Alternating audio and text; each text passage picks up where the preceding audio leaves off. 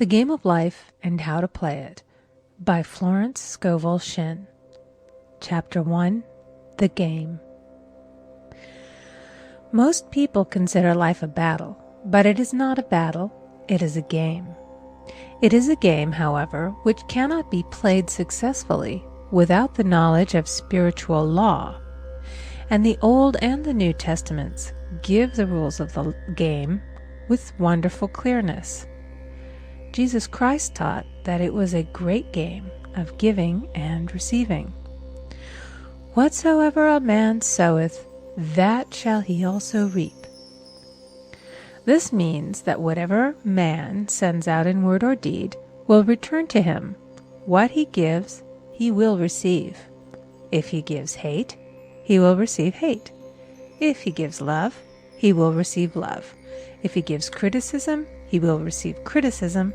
If he lies, he will be lied to. If he cheats, he will be cheated. We are taught also that the imaging faculty plays a leading part in the game of life. Keep thy heart, or imagination, with all diligence, for out of it are the issues of life. Proverbs 4:23. This means that what man images, sooner or later externalizes in his affairs. I know of a man who feared a certain disease. It was a very rare disease and difficult to get, but he pictured it continually and read about it until it manifested in his body and he died, the victim of distorted imagination. So we see, to play successfully the game of life, we must train the imaging faculty. A person with an imaging faculty trained to image only good brings into his life every righteous desire of his heart. Health, wealth, love, friends, perfect self-expression, his highest ideals. The imagination has been called the scissors of the mind, and it is ever cutting, day by day, the pictures man sees there, and sooner or later he meets his own creations in his outer world. To train the imagination successfully, man must understand the workings of his mind. The Greeks said, "Know thyself." There are three departments of the mind: the subconscious, conscious, and superconscious. The subconscious is simply power without direction. It is like steam or electricity, and it does what it is directed to. It has no power of induction.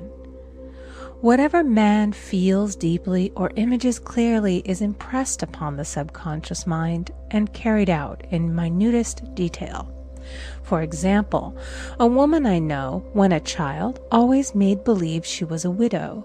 She dressed up in black clothes and wore a long black veil, and people thought she was very clever and amusing. She grew up and married a man with whom she was deeply in love. In a short time he died, and she wore black and a sweeping veil for many years.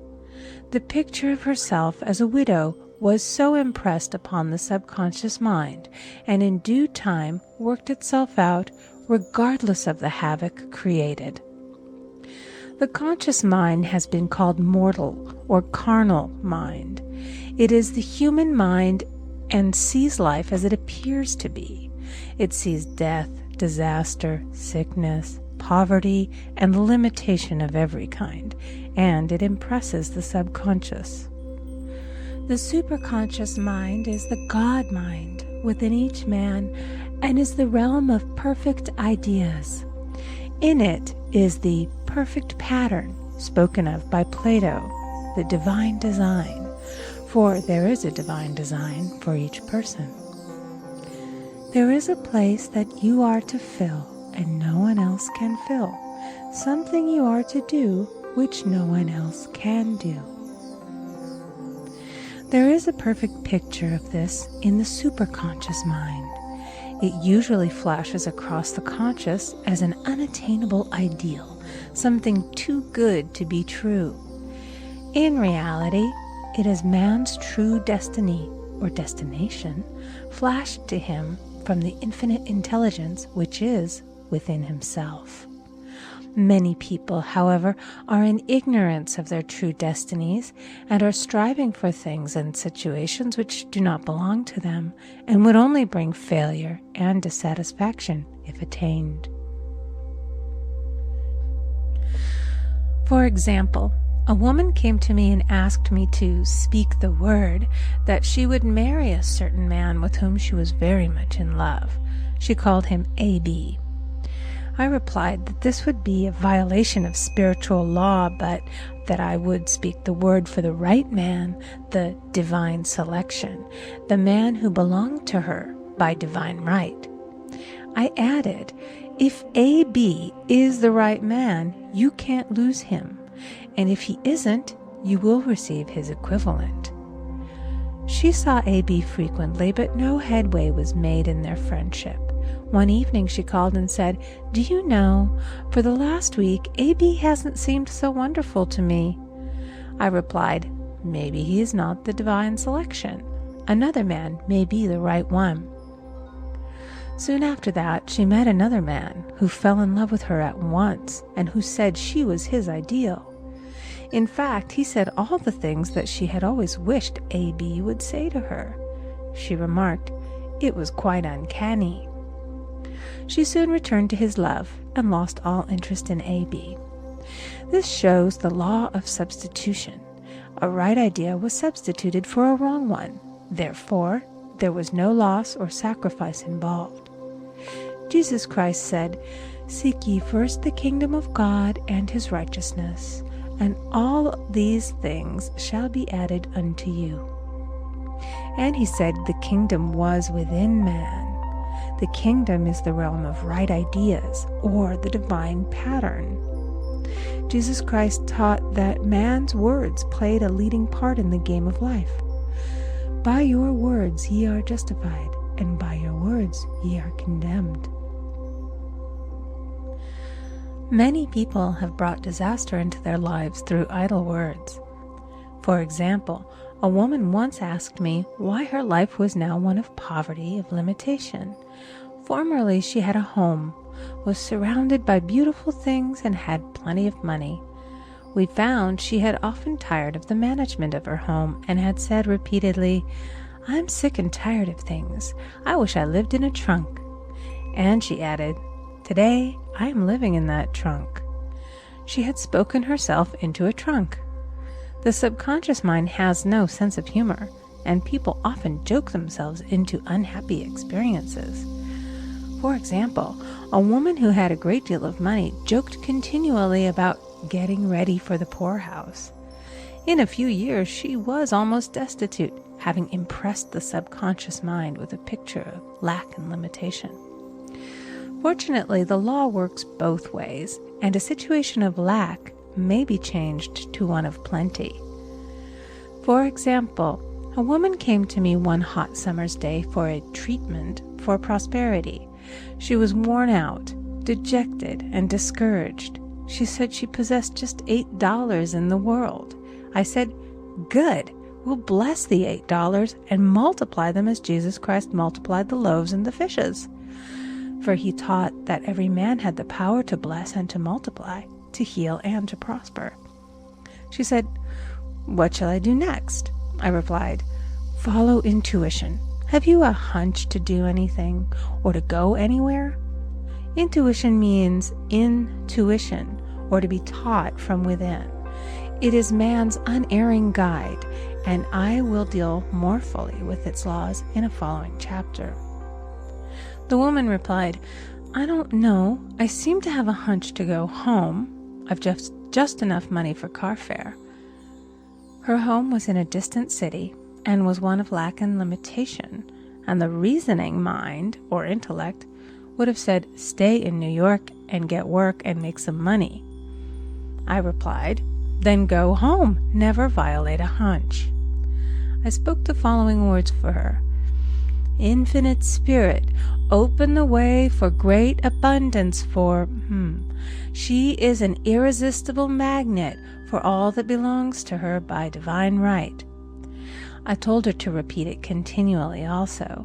She left for home immediately, and calling on a woman one day, she linked up with an old friend of her family.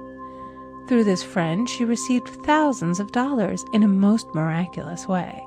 She has said to me often, "Tell people about the woman who came to you with $8 and a hunch."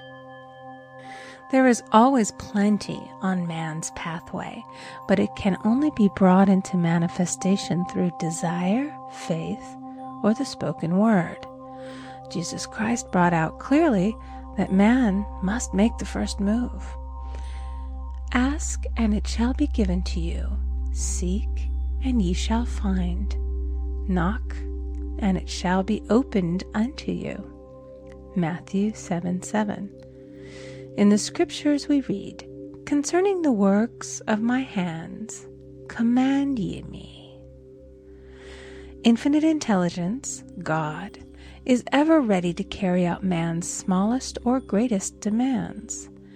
Every desire, uttered or unexpressed, is a demand. We are often startled by having a wish suddenly fulfilled. For example, one Easter, having seen many beautiful rose trees in the florist's windows, I wished I would receive one, and for an instant saw it mentally being carried in the door. Easter came, and with it a beautiful rose tree. I thanked my friend the following day and told her it was just what I had wanted. She replied, "I didn't send you a rose tree. I sent you lilies." The man had mixed the order and sent me a rose tree simply because I had started the law in action and I had to have a rose tree. Nothing stands between man and his highest ideals and every desire of his heart but doubt and fear. When man can wish without worrying, every desire will be instantly fulfilled. I will explain more fully in a following chapter the scientific reason for this and how fear must be erased from the consciousness.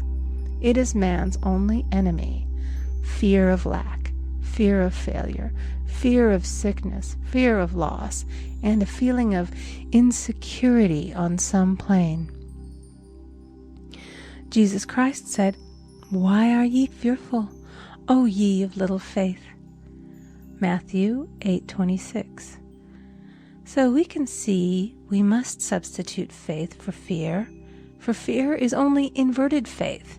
It is faith in evil instead of good. The object of the game of life is to see clearly one's good and to obliterate all mental pictures of evil. This must be done by impressing the subconscious mind with a realization of good. A very brilliant man who has attained great success told me he had suddenly erased all fear from his consciousness by reading a sign which hung in a room. He saw printed in large letters this statement: "Why worry? It will probably never happen." These words were stamped indelibly upon his subconscious mind, and he now has a firm conviction that only good can come into his life, and therefore only good can manifest. In the following chapter, I will deal with the different methods of impressing the subconscious mind. It is man's faithful servant, but one must be careful to give it the right orders. Man has ever a silent listener at his side, his subconscious mind. Every thought, every word is impressed upon it and carried out in amazing detail. It is like a singer making a record on the sensitive disc of the phonographic plate. Every note and tone of the singer's voice is registered. If he coughs or hesitates, it is registered also. So let us break all the old bad records in the subconscious mind, the records of our lives which we do not wish to keep, and make new and beautiful ones. Speak these words aloud with power and conviction. I now smash and demolish by my spoken word every untrue record in my subconscious mind. They shall return to the dust heap of their native nothingness, for they came from my own vain imaginings. I now make my perfect records through the Christ within, the records of health, wealth, love, and perfect self-expression. This is the square of life, the game completed. In the following chapters, I will show how man can change his conditions by changing his words. Any man who does not know the power of the word is behind the times. Death and life are in the power of the tongue. Proverbs 18:21. End of Chapter 1. Recording by Amy Conger.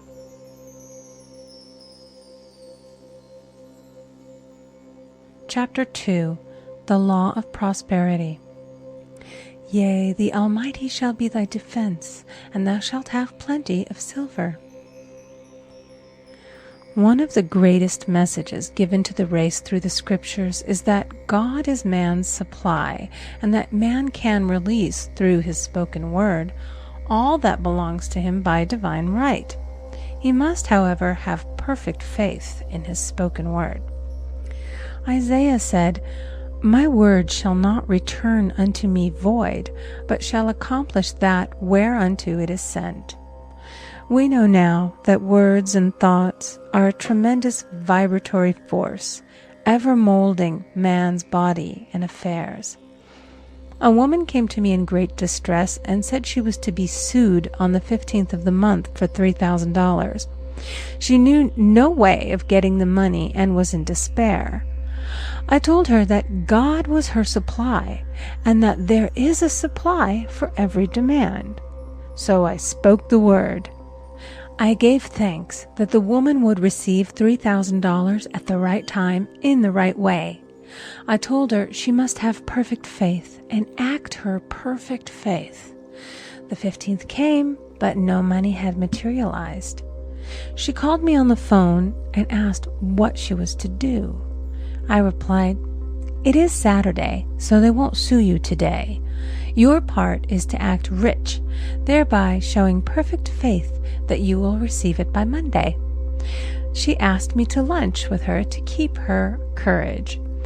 When I joined her at a restaurant, I said, This is no time to economize. Order an expensive luncheon and act as if you have already received the $3,000.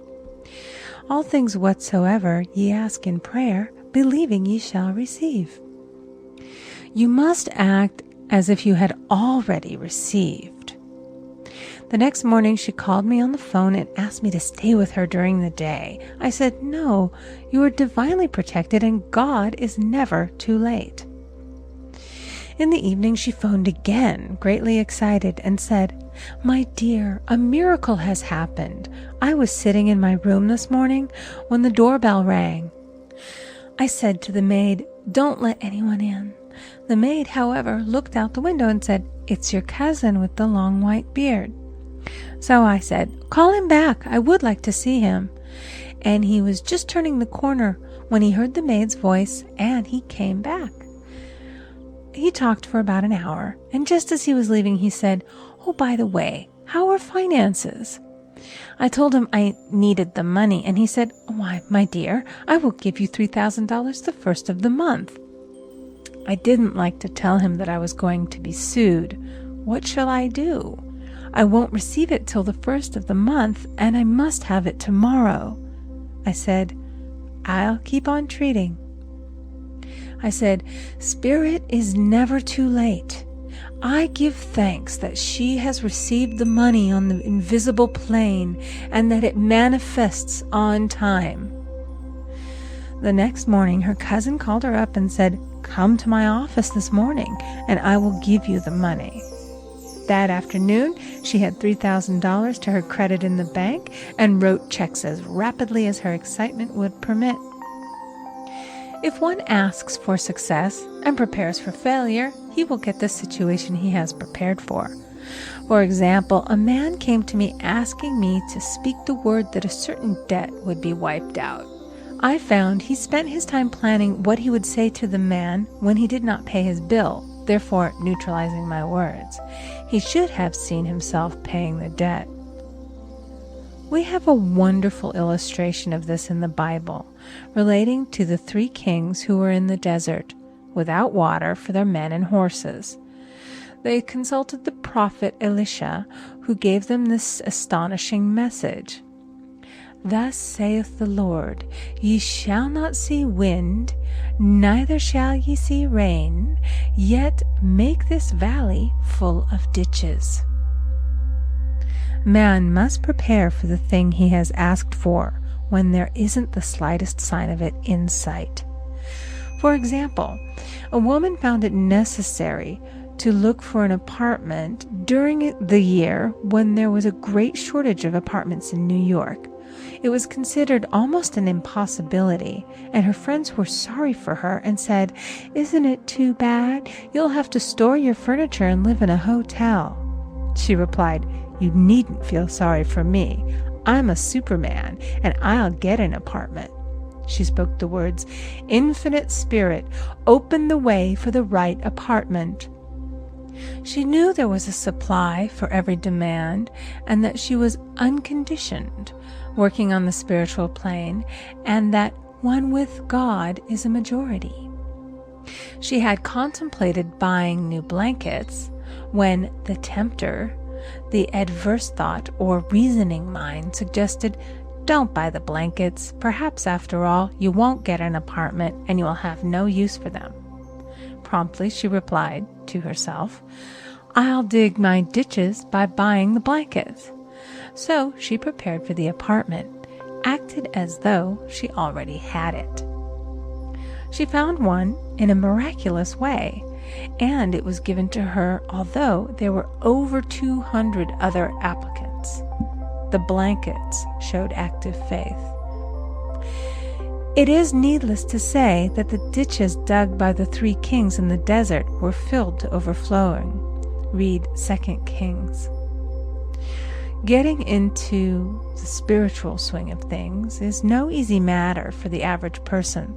The adverse thoughts of doubt and fear surge from the subconscious.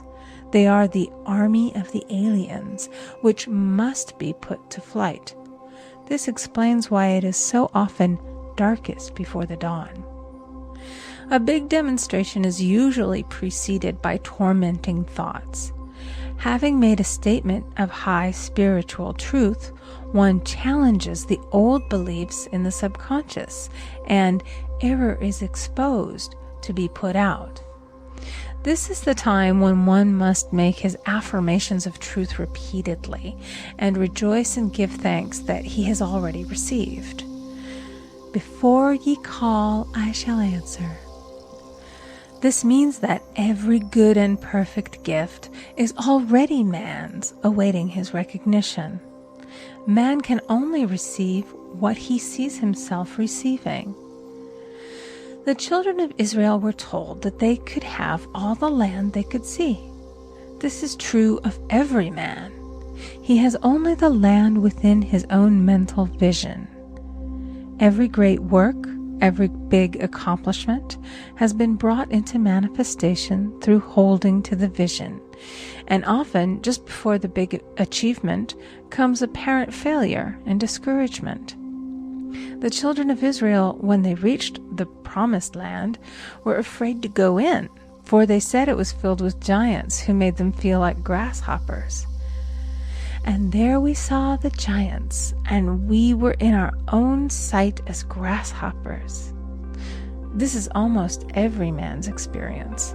However, the one who knows spiritual law is undisturbed by appearance and rejoices while he is yet in captivity. That is, he holds to his vision and gives thanks that the end is accomplished. He has received. Jesus Christ gave a wonderful example of this. He said to his disciples, "Say not ye, there are yet 4 months, and then cometh the harvest? Behold, I say unto you, lift up your eyes, and look on the fields, for they are ripe already to harvest."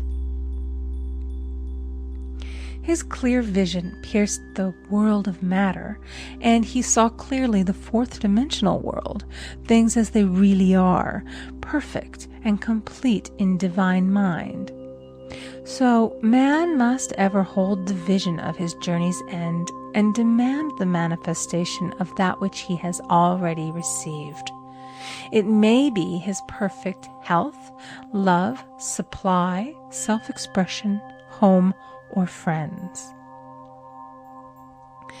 They are all finished and perfect ideas registered in divine mind, man's own superconscious mind, and must come through him, not to him. For example, a man came to me asking for treatments for success. It was his imperative that he raise, within a certain time, $50,000 for his business. The time limit was almost up when he came to see me in despair. No one wanted to invest in his enterprise, and the bank had flatly refused a loan. I replied, "I suppose you lost your temper while at the bank, therefore your power. You can control any situation if you first control yourself." "Go back to the bank," I added, "and I will treat." My treatment was, "You are identified in love with the spirit of everyone connected with the bank. Let the divine idea come out of this situation." He replied, "Woman, you are talking about an impossibility. Tomorrow is Saturday. The bank closes at 12, and my train won't get me there until 10, and the time limit is up tomorrow, and anyway they won't do it. It's too late." I replied, "God doesn't need any time and is never too late. With him, all things are possible." I added, "I don't know anything about business, but I know all about God." He replied, "It all sounds fine when I sit here listening to you, but when I go out, it's terrible." He lived in a distant city, and I did not hear from him for a week. Then came a letter. It read, "You were right. I raised the money, and I will never again doubt the truth of all that you have told me." I saw him a few weeks later, and I said, "What happened? You evidently had plenty of time after all."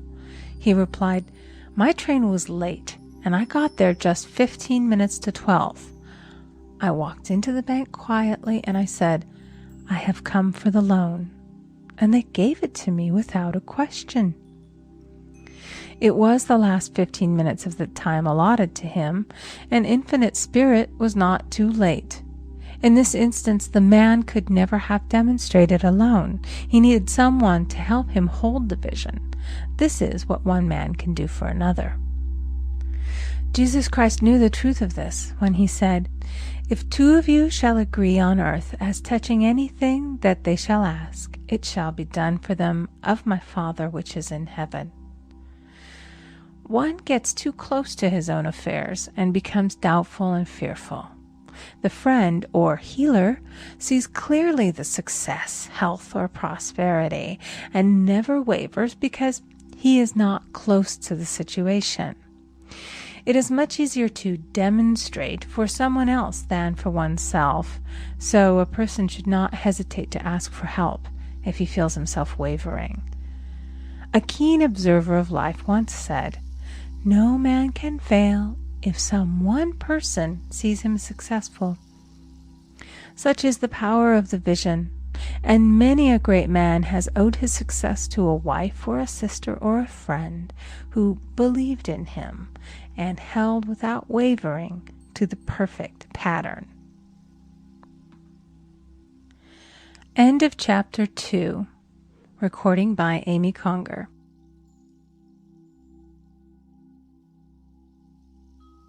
Chapter 3. The Power of the Word. By thy words thou shalt be justified, and by thy words thou shalt be condemned. A person knowing the power of the word becomes very careful of his conversation. He has only to watch the reaction of his words to know that they do not return void. Through his spoken word, man is continually making laws for himself. I knew a man who said, I always miss a car. It invariably pulls out just as I arrive. His daughter said, I always catch a car. It's sure to come just as I get there. This occurred for years. Each had made a separate law for himself, one of failure, one of success. This is the psychology of superstitions. The horseshoe or rabbit's foot contains no power, but man's spoken word and belief that it will bring him good luck creates expectancy in the subconscious mind and attracts a lucky situation. I find, however, this will not work when a man has advanced spiritually and knows a higher law. One cannot turn back, and one must put away graven images.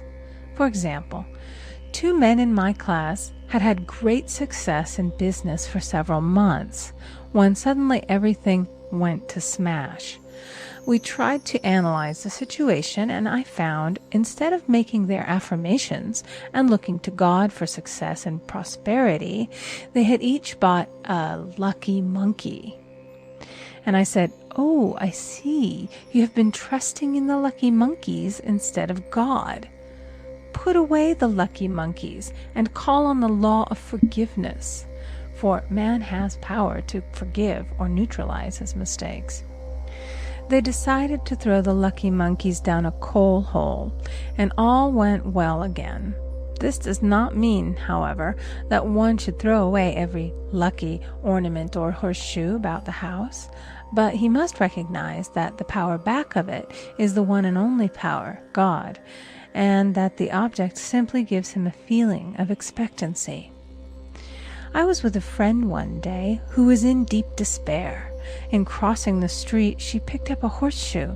Immediately, she was filled with joy and hope.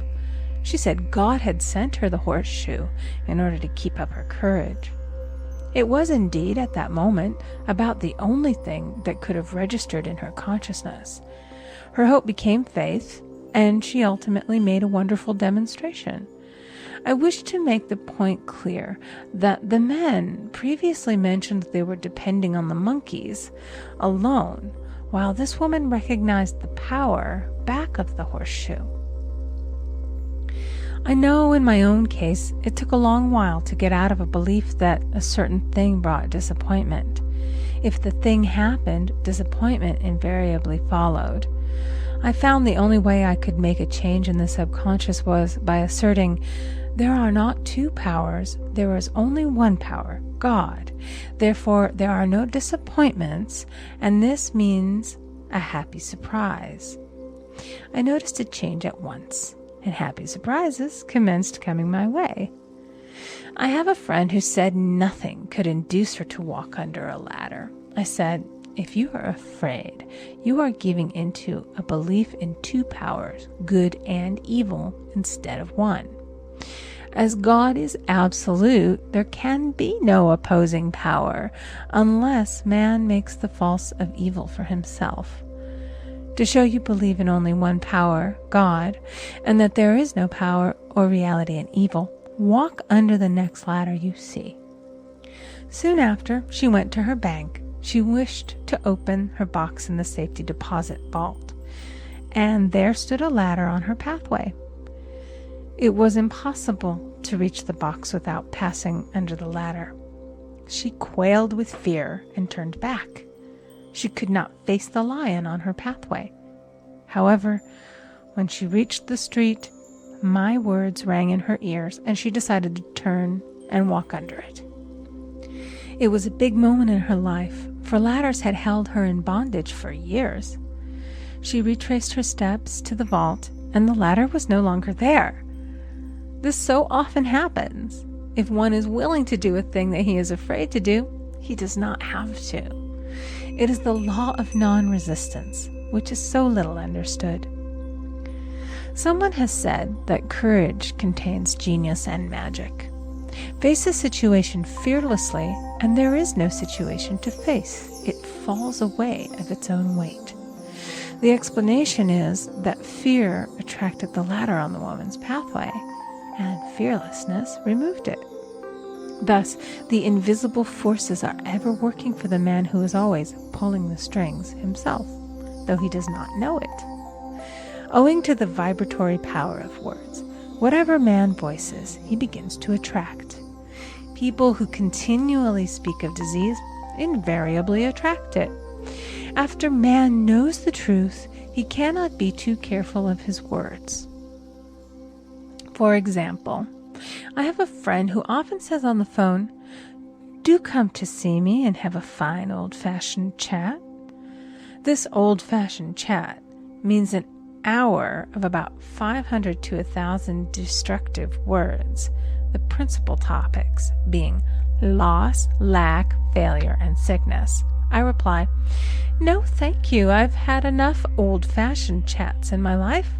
They are too expensive, but I will be glad to have a new-fashioned chat and talk about what we want, not what we don't want." There is an old saying that man only dares to use his words for three purposes: to heal, bless, or prosper. What man says of others will be said of him, and what he wishes for another he is wishing for himself. Curses like chickens come home to roost. If a man wishes someone bad luck, he is sure to attract bad luck himself. If he wishes to aid someone to success, he is wishing and aiding himself to success. The body may be renewed and transformed through the spoken word and clear vision, and disease be completely wiped out of the consciousness. The metaphysician knows that all disease has a mental correspondence, and in order to heal the body, one must first heal the soul. The soul is the subconscious mind, and it must be saved from wrong thinking. In the 23rd Psalm we read, "He restoreth my soul." This means that the subconscious mind or soul must be restored with the right ideas, and the mystical marriage is the marriage of the soul and the spirit, or the subconscious and superconscious mind. They must be one. When the subconscious is flooded with the perfect ideas of the superconscious, God and man are one. I and the Father are one. That is, he is one with the realm of perfect ideas. He is the man made in God's likeness and image, imagination, and is given power and dominion over all created things, his mind, body, and affairs. It is safe to say that all sickness and unhappiness come from the violation of the law of love. A new commandment I give unto you, love one another. And in the game of life, love or goodwill takes every trick. For example, a woman I know had for years an appearance of a terrible skin disease. The doctors told her it was incurable and she was in despair. She was on the stage and she feared she would soon have to give up her profession, and she had no other means of support. She, however, procured a good engagement and on the opening night made a great hit. She received flattering notices from the critics and was joyful and elated. The next day she received a notice of dismissal. A man in the cast had been jealous of her success and had caused her to be sent away. She felt hatred and resentment taking complete possession of her, and she cried out, "Oh God, don't let me hate that man." That night she worked for hours in the silence. She said, "I soon came into a very deep silence. I seemed to be at peace with myself, with the man, and with the whole world. I continued this for 2 following nights, and on the 3rd day, I found I was healed completely of the skin disease." In asking for love or goodwill, she had fulfilled the law, for love is the fulfilling of the law, and the disease, which came from the subconscious resentment, was wiped out. Continual criticism produces rheumatism, as critical, inharmonious thoughts cause unnatural deposits in the blood which settle in the joints. False growths are caused by jealousy, hatred, unforgiveness, fear, etc. Every disease is caused by a mind not at ease. I said once in my class, "There is no use asking anyone, 'What's the matter with you?' We might as well just say, 'Who's the matter with you?'" Unforgiveness is the most prolific cause of disease. It will harden arteries or liver and affect the eyesight. In its train are endless ills. I called on a woman one day who said she was ill from having eaten a poisoned oyster. I replied, "Oh no, the oyster was harmless. You poisoned the oyster. What's the matter with you?" She answered, "Oh, about 19 people." She had quarreled with 19 people and had become so inharmonious that she attracted the wrong oyster. Any inharmony on the external indicates there is mental inharmony. As the within, so the without. Man's only enemies are within himself, and a man's foes shall be they of his own household. Personality is one of the last enemies to be overcome, as this planet is taking its initiation in love.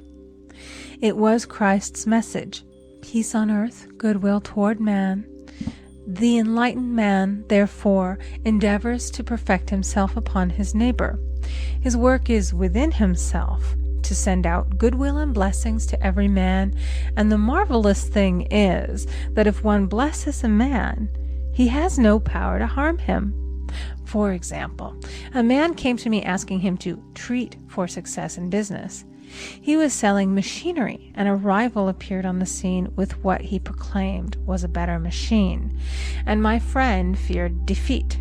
I said, "First of all, we must wipe out all fear, and know that God protects your interests, and that the divine idea must come out of the situation. That is, the right machine will be sold by the right man to the right man." And I added, "Don't hold one critical thought toward that man. Bless him all day and be willing not to sell your machine if it isn't the divine idea." So he went to the meeting, fearless and non-resistant, and blessing the other man. He said the outcome was very remarkable. The other man's machine refused to work, and he sold his without the slightest difficulty. "But I say unto you, love your enemies, bless them that curse you, do good to them that hate you, and pray for them which spitefully use you and persecute you." Goodwill produces a great aura of protection about the one who sends it, and no weapon that is formed against him shall prosper. In other words, love and goodwill destroy the enemies within oneself. Therefore, one has no enemies on the external. There is peace on earth for him who sends goodwill to man. End of chapter 3. Recording by Amy Conger.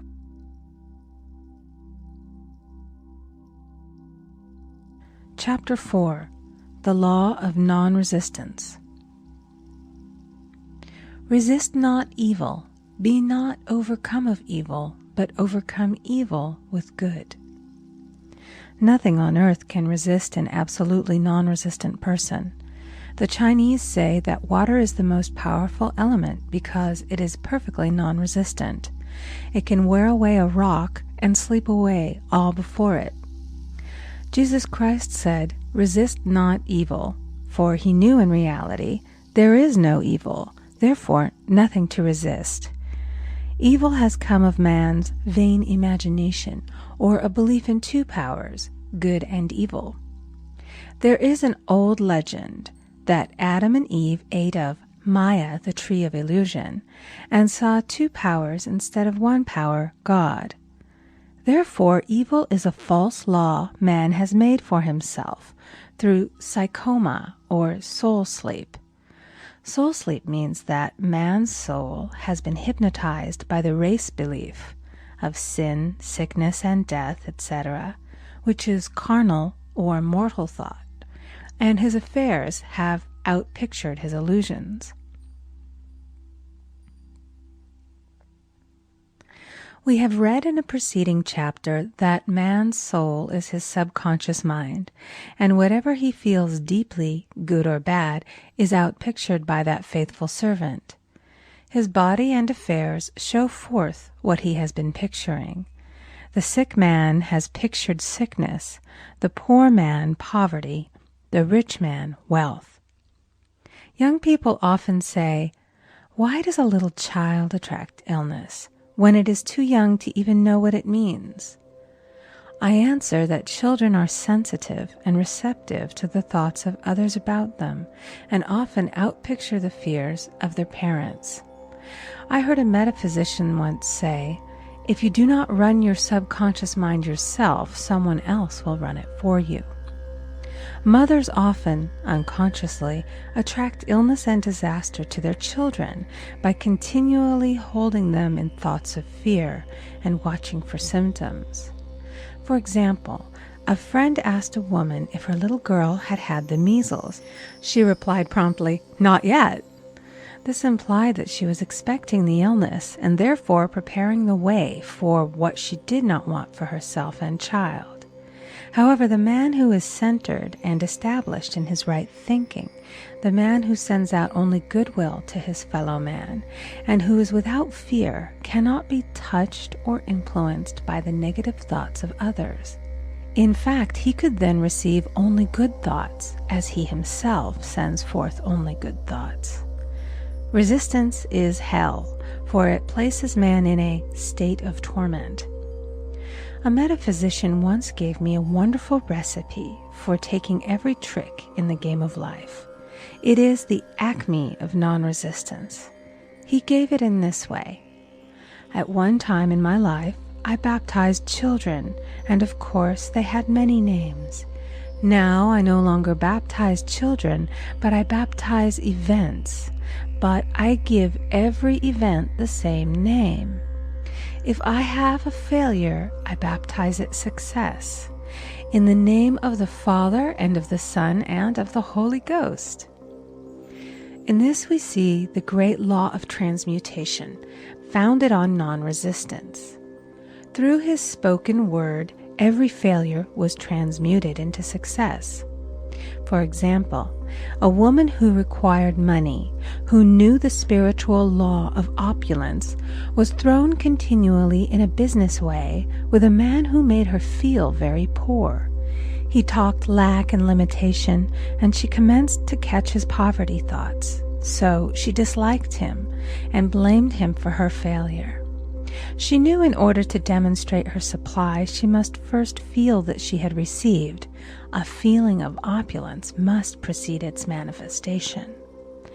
It dawned upon her one day that she was resisting the situation and seeing two powers instead of one. So she blessed the man and baptized the situation. Success, she affirmed. As there is only one power, God, this man is here for my good and my prosperity, just what he did not seem to be there for. Soon after that, she met, through this man, a woman who gave her, for a service rendered, several $1,000s, and the man moved to a distant city and faded harmoniously from her life. Make the statement, "Every man is a golden link in the chain of my good, for all men are God in manifestation, awaiting the opportunity given by man himself to serve the divine plan of his life.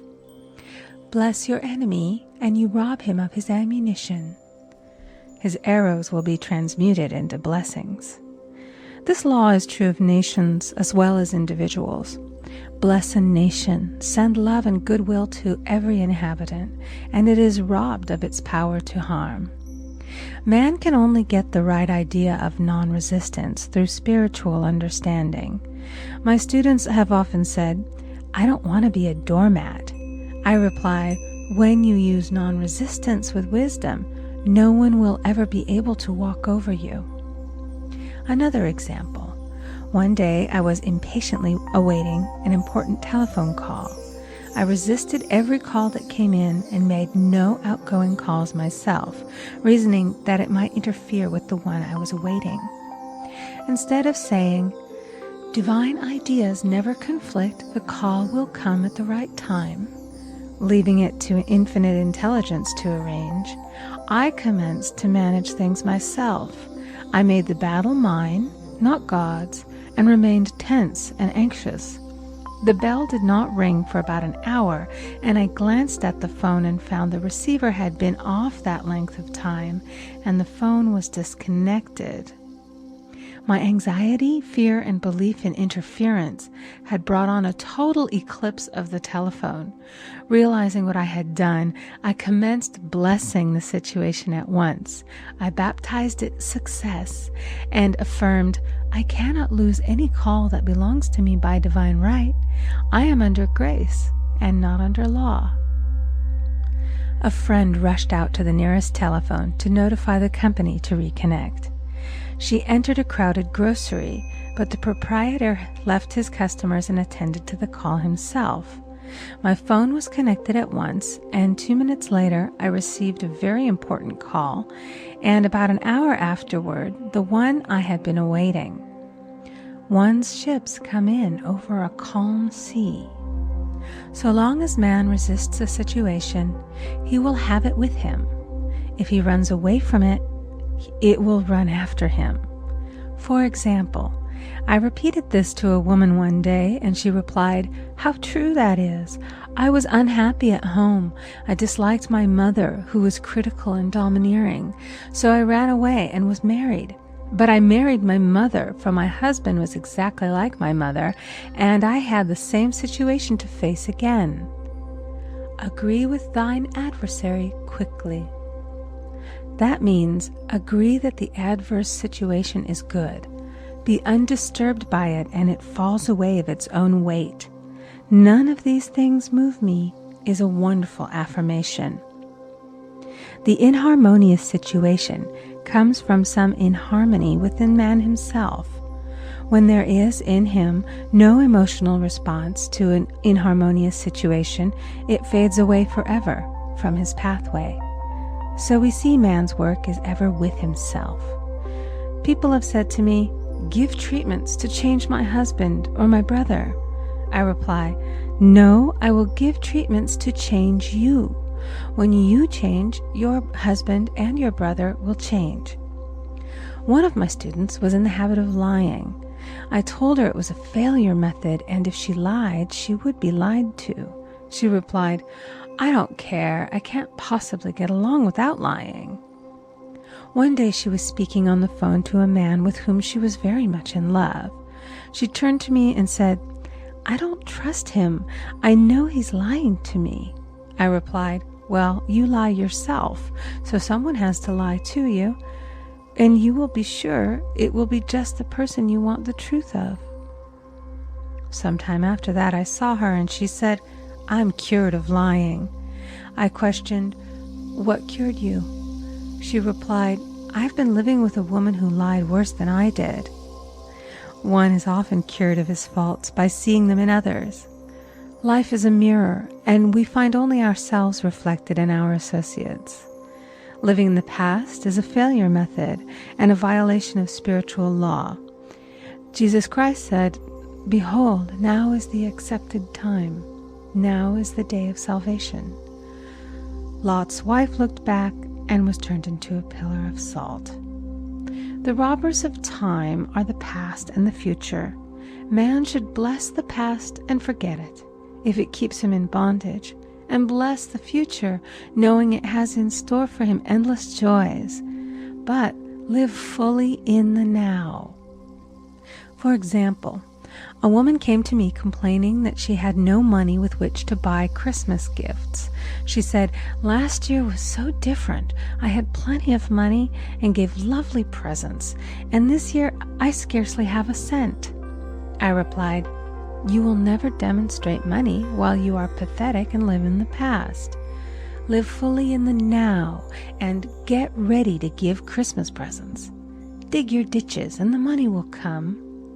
She exclaimed, "I know what to do. I'll buy some tinsel, twine, Christmas seals, and wrapping paper." I replied, "Do that, and the presents will come and stick themselves to the Christmas seals." This too was showing financial fearlessness and faith in God, as the reasoning mind said, "Keep every cent you have, as you are not sure you will get any more." She bought her seals, paper, and twine, and a few days before Christmas received a gift of several $100s. Buying the seals and twine had impressed the subconscious with expectancy and opened the way for the manifestation of the money. She purchased all the presents in plenty of time. Man must live suspended in the moment. Look well, therefore, to this day, such is the salutation of the dawn. He must be spiritually alert, ever waiting his leads, taking advantage of every opportunity. One day I said continually, silently, "Infinite Spirit, don't let me miss a trick." And something very important was told to me that evening. It is most necessary to begin the day with the right words. Make an affirmation immediately upon waking. For example, "Thy will be done this day. Today is a day of completion. I give thanks for this perfect day. Miracle shall follow miracle, and wonders shall never cease." Make this a habit, and one will see wonders and miracles come into his life. One morning I picked up a book and read, "Look with wonder at that which is before you." It seemed to be my message for the day, so I repeated it again and again. Look with wonder at that which is before you. At about noon, a large sum of money was given to me, which I had been desiring for a certain purpose. In the following chapter, I will give affirmations that I have found most effective.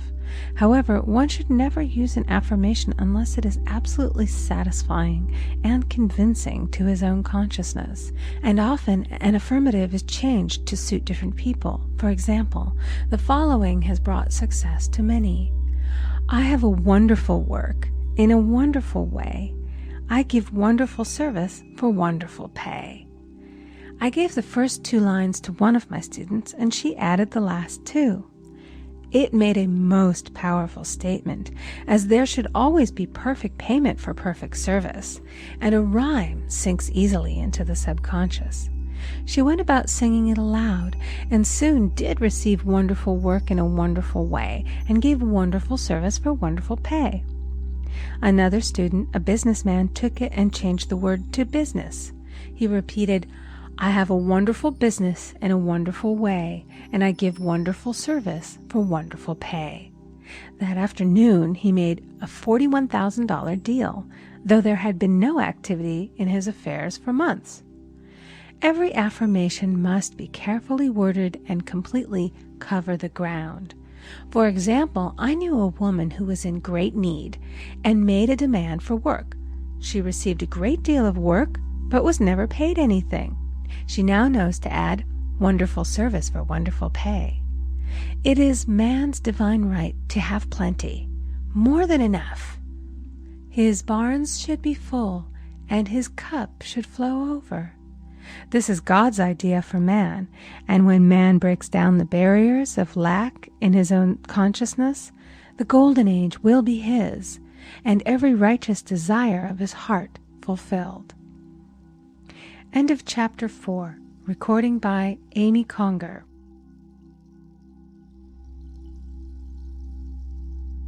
Chapter 5. The Law of Karma and the Law of Forgiveness. Man receives only that which he gives. The game of life is a game of boomerangs. Man's thoughts, deeds, and words return to him sooner or later with astounding accuracy. This is the law of karma, which is Sanskrit for comeback. Whatsoever a man soweth, that shall he also reap. For example, a friend told me this story of herself, illustrating the law. She said, "I make all my karma on my aunt. Whatever I say to her, someone says to me. I am often irritable at home, when one day said to my aunt, who was talking to me during dinner, 'No more talk, I wish to eat in peace.' The following day I was lunching with a woman with whom I wished to make a great impression. I was talking animatedly when she said, "No more talk. I wish to eat in peace." My friend is high in consciousness, so her karma returns much more quickly than to one on the mental plane. The more man knows, the more he is responsible for, and a person with a knowledge of spiritual law, which he does not practice, suffers greatly in consequence. The fear of the Lord, law, is the beginning of wisdom. If we read the word Lord, law, it will make many passages in the Bible much clearer. "Vengeance is mine, I will repay, saith the Lord," law. It is the law which takes vengeance, not God. God sees man perfect, created in his own image, imagination, and given power and dominion. This is the perfect idea of man, registered in divine mind, awaiting man's recognition. For man can only be what he sees himself to be, and only attain what he sees himself attaining. "Nothing ever happens without an onlooker," is an ancient saying. Man first sees his failure or success, his joy or sorrow, before it swings into visibility from the scenes set in his own imagination. We have observed this in the mother picturing disease for her child, or a woman seeing success for her husband. Jesus Christ said, "And ye shall know the truth, and the truth shall make you free." So we see freedom from all unhappy conditions comes through knowledge, a knowledge of spiritual law. Obedience precedes authority, and the law obeys man when he obeys the law. The law of electricity must be obeyed before it becomes man's servant. When handled ignorantly, it becomes man's deadly foe. So with the laws of mind. For example, a woman with a strong personal will wished she owned a house which belonged to an acquaintance, and she often made mental pictures of herself living in the house. In the course of time, the man died, and she moved into the house. Several years afterwards, coming into the knowledge of spiritual law, she said to me, "Do you think I had anything to do with that man's death?" I replied, "Yes, your desire was so strong, everything made way for it. But you paid your karmic debt. Your husband, whom you loved devotedly, died soon after, and the house was a white elephant on your hands for many years." The original owner, however, could not have been affected by her thoughts had he been positive in the truth, nor her husband, but they were both under karmic law. The woman should have said, feeling the great desire for the house, "Infinite intelligence, give me the right house, equally as charming as this, the house which is mine by divine right." The divine selection would have given perfect satisfaction and brought good to all. The divine pattern is the only safe pattern to work by. Desire is a tremendous force and must be directed in the right channels, or chaos ensues. In demonstrating, the most important step is the first step, to ask aright. Man should always demand only that which is his by divine right. To go back to the illustration, had the woman taken this attitude, "If this house I desire is mine, I cannot lose it.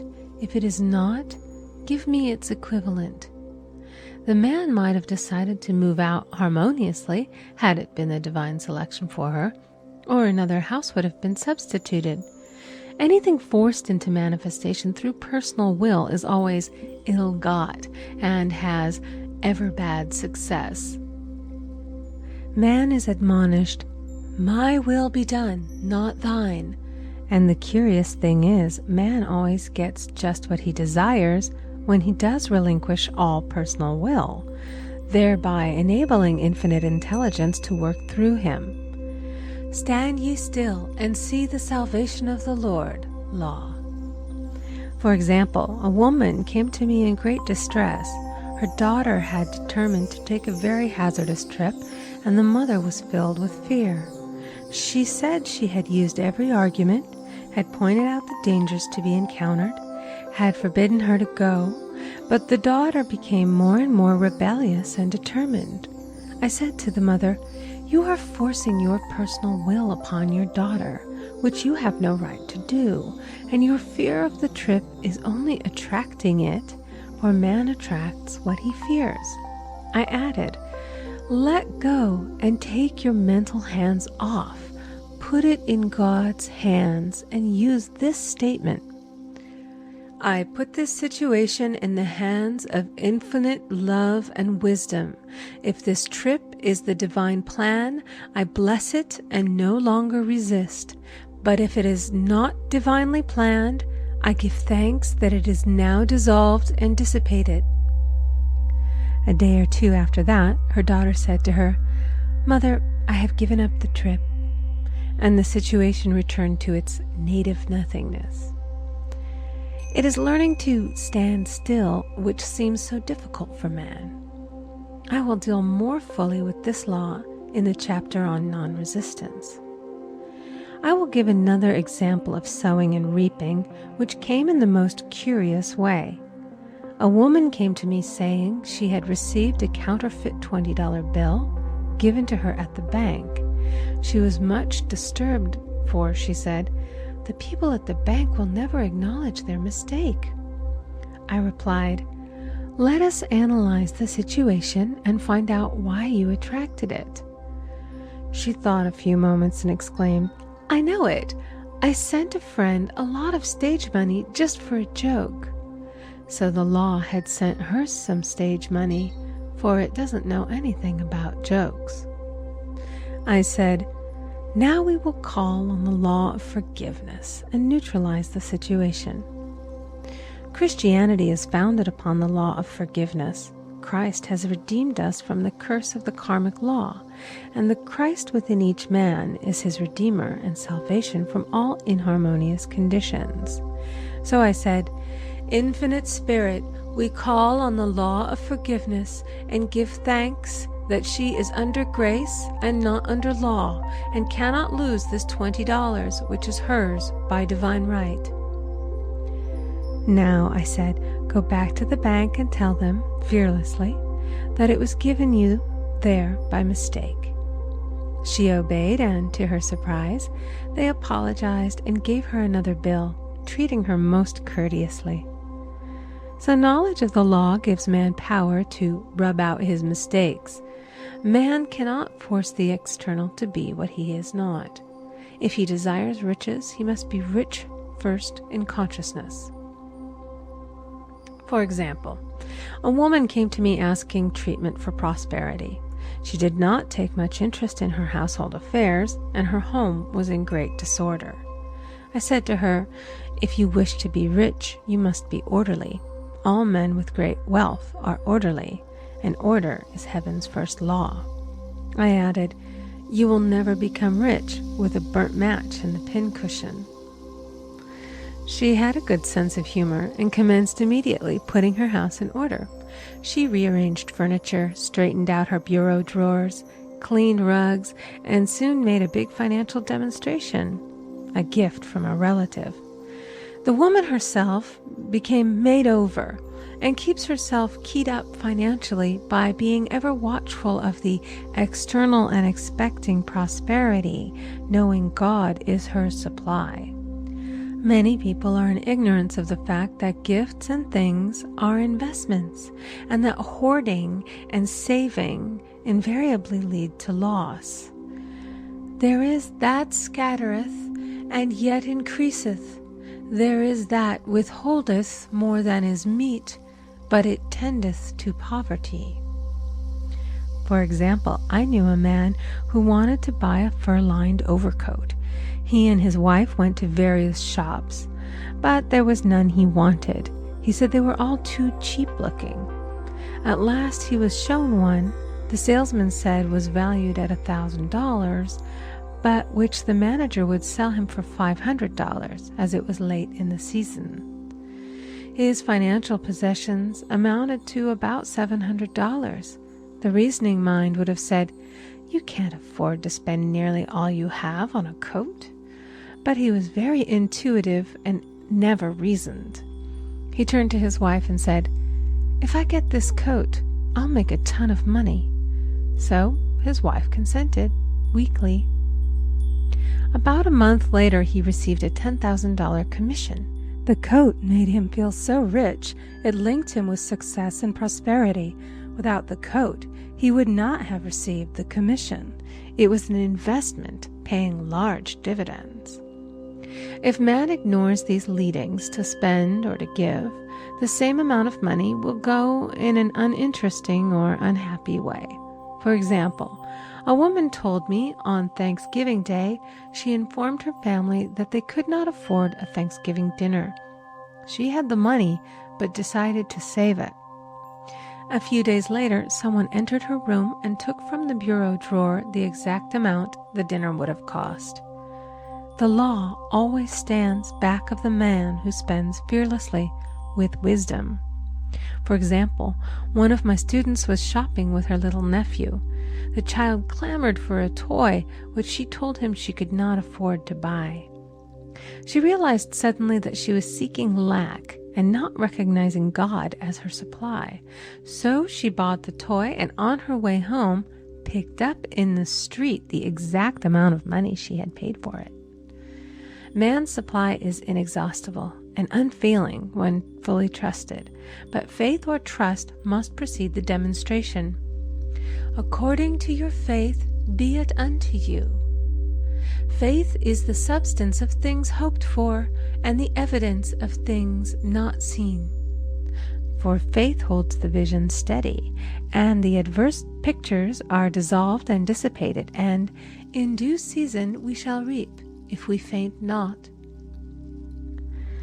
Jesus Christ brought the good news, the gospel, that there was a higher law than the law of karma, and that law transcends the law of karma. It is the law of grace or forgiveness.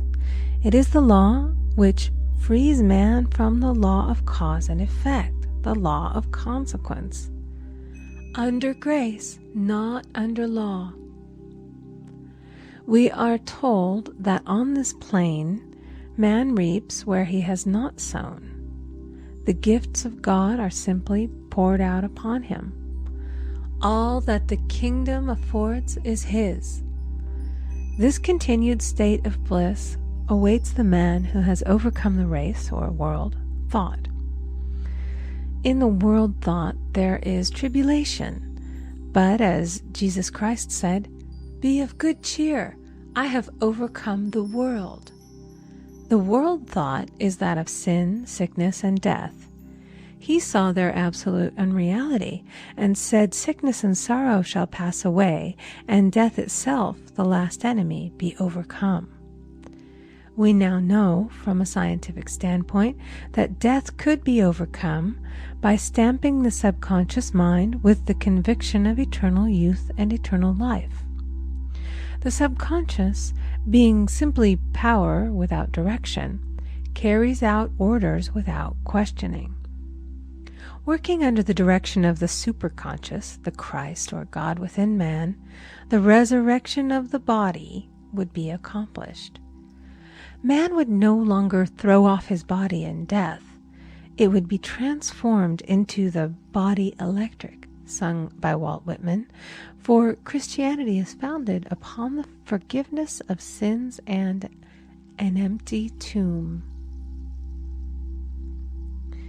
End of Chapter 5. Recording by Amy Conger.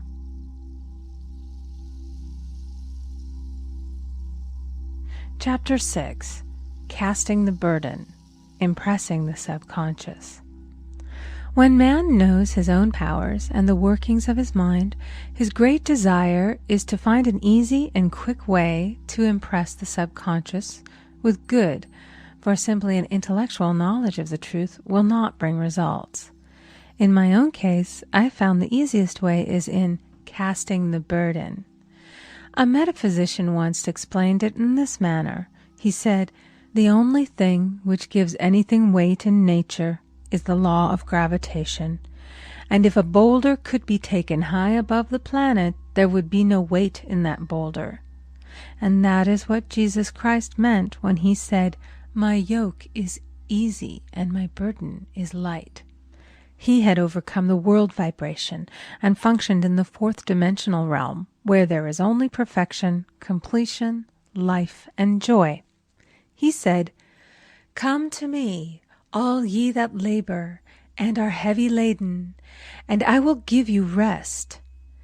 Take my yoke upon you, for my yoke is easy and my burden is light." We are also told in the 55th Psalm to cast thy burden upon the Lord. Many passages in the Bible state that the battle is God's, not man's, and that man is always to stand still and see the salvation of the Lord. This indicates that the superconscious mind, or Christ within, is the department which fights man's battle and relieves him of his burdens.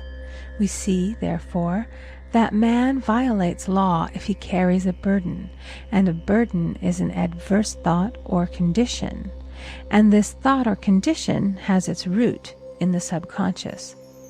It seems almost impossible to make any headway directing the subconscious from the conscious or reasoning mind, as the reasoning mind, the intellect, is limited in its conceptions and filled with doubts and fears. How scientific is it, then, to cast the burden upon the superconscious mind, or Christ within, where it is made light or dissolved into its native nothingness? For example, a woman in urgent need of money may light upon the Christ within, the superconscious, with the statement, "I cast this burden of lack on the Christ within, and I go free to have plenty." The belief in lack was her burden, and as she cast it upon the superconscious with its belief of plenty, an avalanche of supply was the result. We read, "The Christ in you, the hope of glory." Another example. One of my students had been given a new piano, and there was no room in her studio for it until she had moved out the old one. She was in a state of perplexity. She wanted to keep the old piano, but knew of no place to send it. She became desperate, as the new piano was to be sent immediately. In fact, was on its way, with no place to put it. She said it came to her to repeat, "I cast this burden on the Christ within, and I go free." A few minutes later, her phone rang, and a woman friend asked if she might rent her old piano, and it was moved out a few minutes before the new one arrived. I knew a woman whose burden was resentment. She said, "I cast this burden of resentment on the Christ within, and I go free to be loving, harmonious, and happy." The almighty superconscious flooded the subconscious with love, and her whole life was changed. For years, resentment had held her in a state of torment and imprisoned her soul, the subconscious mind. The statement should be made over and over and over, sometimes for hours at a time, silently or audibly, with quietness but determination. I have often compared it to winding up a Victrola. We must wind ourselves up with spoken words. I have noticed in casting the burden, after a little while, one seems to see clearly. It is impossible to have clear vision while in the throes of carnal mind. Doubts and fear poison the mind and body, and imagination runs riot, attracting disaster and disease.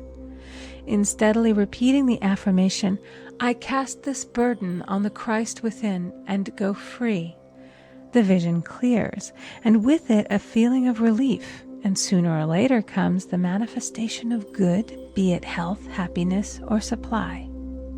One of my students once asked me to explain the darkness before the dawn. I referred in a preceding chapter to the fact that often, before the big demonstration, everything seems to go wrong, and deep depression clouds the consciousness. It means that out of the subconscious are rising the doubts and fears of the ages. These old derelicts of the subconscious rise to the surface to be put out. It is then that man should clap his cymbals like Jehoshaphat and give thanks that he is saved, even though he seems surrounded by the enemy, the situation of lack or disease. The student continued, "How long must one remain in the dark?" And I replied, "Until one can see in the dark. And casting the burden enables one to see in the dark." In order to impress the subconscious, active faith is always essential. Faith without works is dead. In these chapters, I have endeavored to bring out this point. Jesus Christ showed active faith when he commanded the multitude to sit down on the ground before he gave thanks for the loaves and the fishes. I will give another example showing how necessary this step is. In fact, active faith is the bridge over which man passes to his promised land. Through misunderstanding, a woman had been separated from her husband, whom she loved deeply. He refused all offers of reconciliation and would not communicate with her in any way. Coming into the knowledge of spiritual law, she denied the appearance of separation. She made this statement: "There is no separation in divine mind. Therefore, I cannot be separated from the love and companionship which are mine by divine right."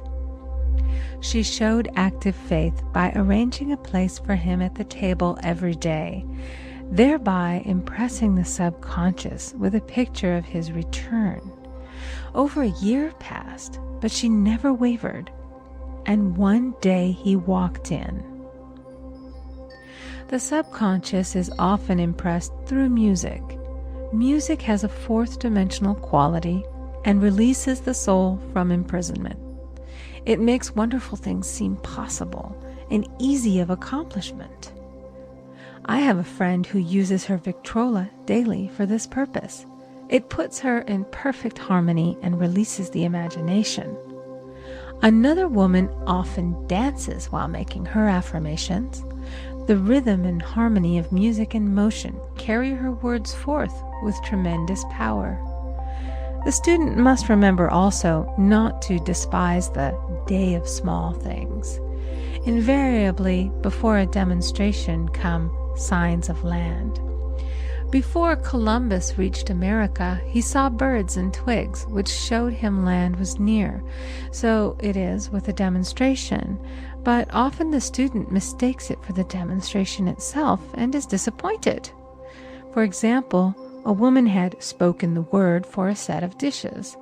Not long afterwards, a friend gave her a dish which was old and cracked. She came to me and said, "Well, I asked for a set of dishes, and all I got was a cracked plate." I replied, "The plate was only signs of land. It shows your dishes are coming. Look upon it as birds and seaweed." And not long afterwards, the dishes came. Continually making believe impresses the subconscious. If one makes believe he is rich and makes believe he is successful, in due time he will reap. Children are always making believe, and "Except ye be converted and become as little children, ye shall not enter the kingdom of heaven." For example, I know of a woman who was very poor, but no one could make her feel poor. She earned a small amount of money from rich friends who constantly reminded her of her poverty and to be careful and saving. Regardless of their admonitions, she would spend all her earnings on a hat or make someone a gift and be in a rapturous state of mind. Her thoughts were always centered on beautiful clothes and rings and things, but without envying others. She lived in the world of the wondrous, and only riches seemed real to her. Before long, she married a rich man, and the rings and things became visible. I do not know whether the man was the divine selection, but opulence had to manifest in her life, as she had imaged only opulence. There is no peace or happiness for man until he has erased all fear from the subconscious. Fear is misdirected energy and must be redirected or transmuted into faith. Jesus Christ said, "Why are ye fearful, O ye of little faith? All things are possible to him that believeth." I am asked so often by my students, "How can I get rid of fear?" I replied, "By walking up to the thing you are afraid of." The lion takes its fierceness from your fear. Walk up to the lion, and he will disappear. Run away, and he runs after you. I have shown in previous chapters how the lion of lack disappeared when the individual spent money fearlessly, showing faith that God was his supply and therefore unfailing. Many of my students have come out of the bondage of poverty and are now bountifully supplied through losing all fear of letting money go out. The subconscious is impressed with the truth that God is the giver and the gift. Therefore, as one is one with the giver, he is one with the gift. A splendid statement is, "I now thank God the giver for God the gift."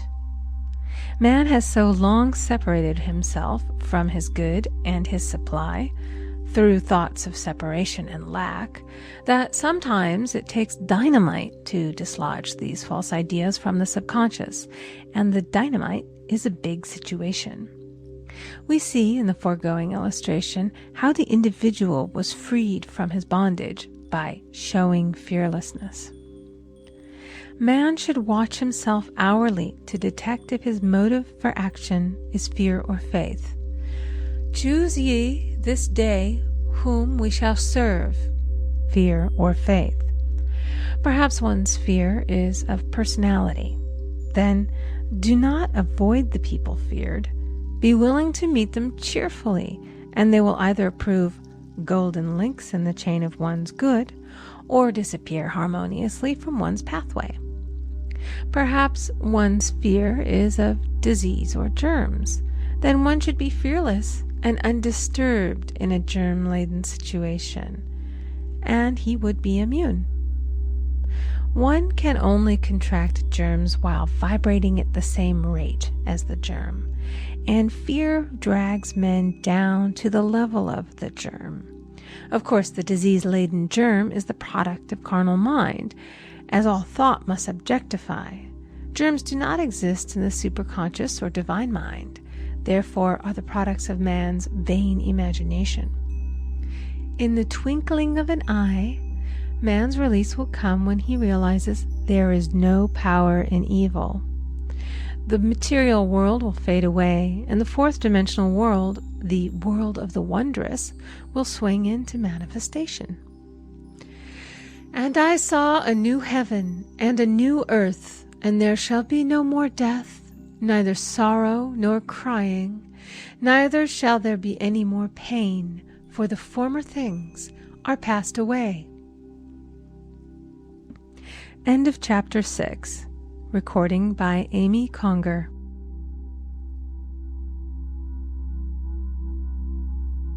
Chapter 7. Love. Every man on this planet is taking his initiation in love. "A new commandment I give unto you, that ye love one another." Ouspensky states in Tertium Organum that love is a cosmic phenomenon and opens to man the fourth dimensional world, the world of the wondrous. Real love is selfish and free from fear. It pours itself out upon the object of its affection without demanding any return. Its joy is in the joy of giving. Love is God in manifestation and the strongest magnetic force in the universe. Pure, unselfish love draws to itself its own. It does not need to seek or demand. Scarcely anyone has the faintest conception of real love. Man is selfish, tyrannical, or fearful in his affections, thereby losing the things he loves. Jealousy is the worst enemy of love, for the imagination runs riot, seeing the loved one attracted to another, and invariably these fears objectify if they are not neutralized. For example, A woman came to me in deep distress. The man she loved had left her for another woman, and said he never intended to marry her. She was torn with jealousy and resentment, and said she hoped he would suffer as he had made her suffer, and added, "How could he leave me when I loved him so much?" I replied, "You are not loving that man, you are hating him," and added, "You can never receive what you have never given. Give a perfect love, and you will receive a perfect love. Perfect yourself on this man. Give him a perfect, unselfish love, demanding nothing in return. Do not criticize or condemn, and bless him wherever he is." She replied, "No, I won't bless him unless I know where he is." "Well," I said, "that is not real love. When you send out real love will return to you, either from this man or his equivalent. For if this man is not the divine selection, you will not want him. As you are one with God, you are one with the love which belongs to you by divine right." Several months passed, and matters remained about the same, but she was working conscientiously within herself. I said, "When you are no longer disturbed by his cruelty, he will cease to be cruel, as you are attracting it through your own emotions." Then I told her of a brotherhood in India who never said good morning to each other. They used these words, "I salute the divinity in you." They saluted the divinity in every man and in the wild animals in the jungle, and they were never harmed, for they saw only God in every living thing. I said, "Salute the divinity in this man and say, 'I see your divine self only. I see you as God sees you, perfect, made in his image and likeness.'" She found she was becoming more poised and gradually losing her resentment. He was a captain, and she always called him the Cap. One day she said suddenly, "God bless the Cap wherever he is." I replied, "Now that is real love, and when you have become a complete circle and are no longer disturbed by the situation, you will have his love or attract its equivalent." I was moving at this time and did not have a telephone, so was out of touch with her for a few weeks, when one morning I received a letter saying, "We are married." At the earliest opportunity, I paid her a call. My first words were, "What happened?" "Oh," she exclaimed, "a miracle! One day I woke up and all suffering had ceased. I saw him that evening and he asked me to marry him. We were married in about a week, and I have never seen a more devoted man." There is an old saying, "No man is your enemy, no man is your friend. Every man is your teacher." So one should become impersonal and learn what each man has to teach him, and soon he would learn his lessons and be free. The woman's lover was teaching her selfish love, which every man sooner or later must learn. Suffering is not necessary for man's development. It is the result of violation of spiritual law, but few people seem able to rouse themselves from their soul sleep without it. When people are happy, they usually become selfish, and automatically the law of karma is set in action. Man often suffers loss through lack of appreciation. I knew a woman who had a very nice husband, but she said often, "I don't care anything about being married, but that is nothing against my husband. I'm simply not interested in married life." She had other interests, and scarcely remembered she had a husband. She only thought of him when she saw him.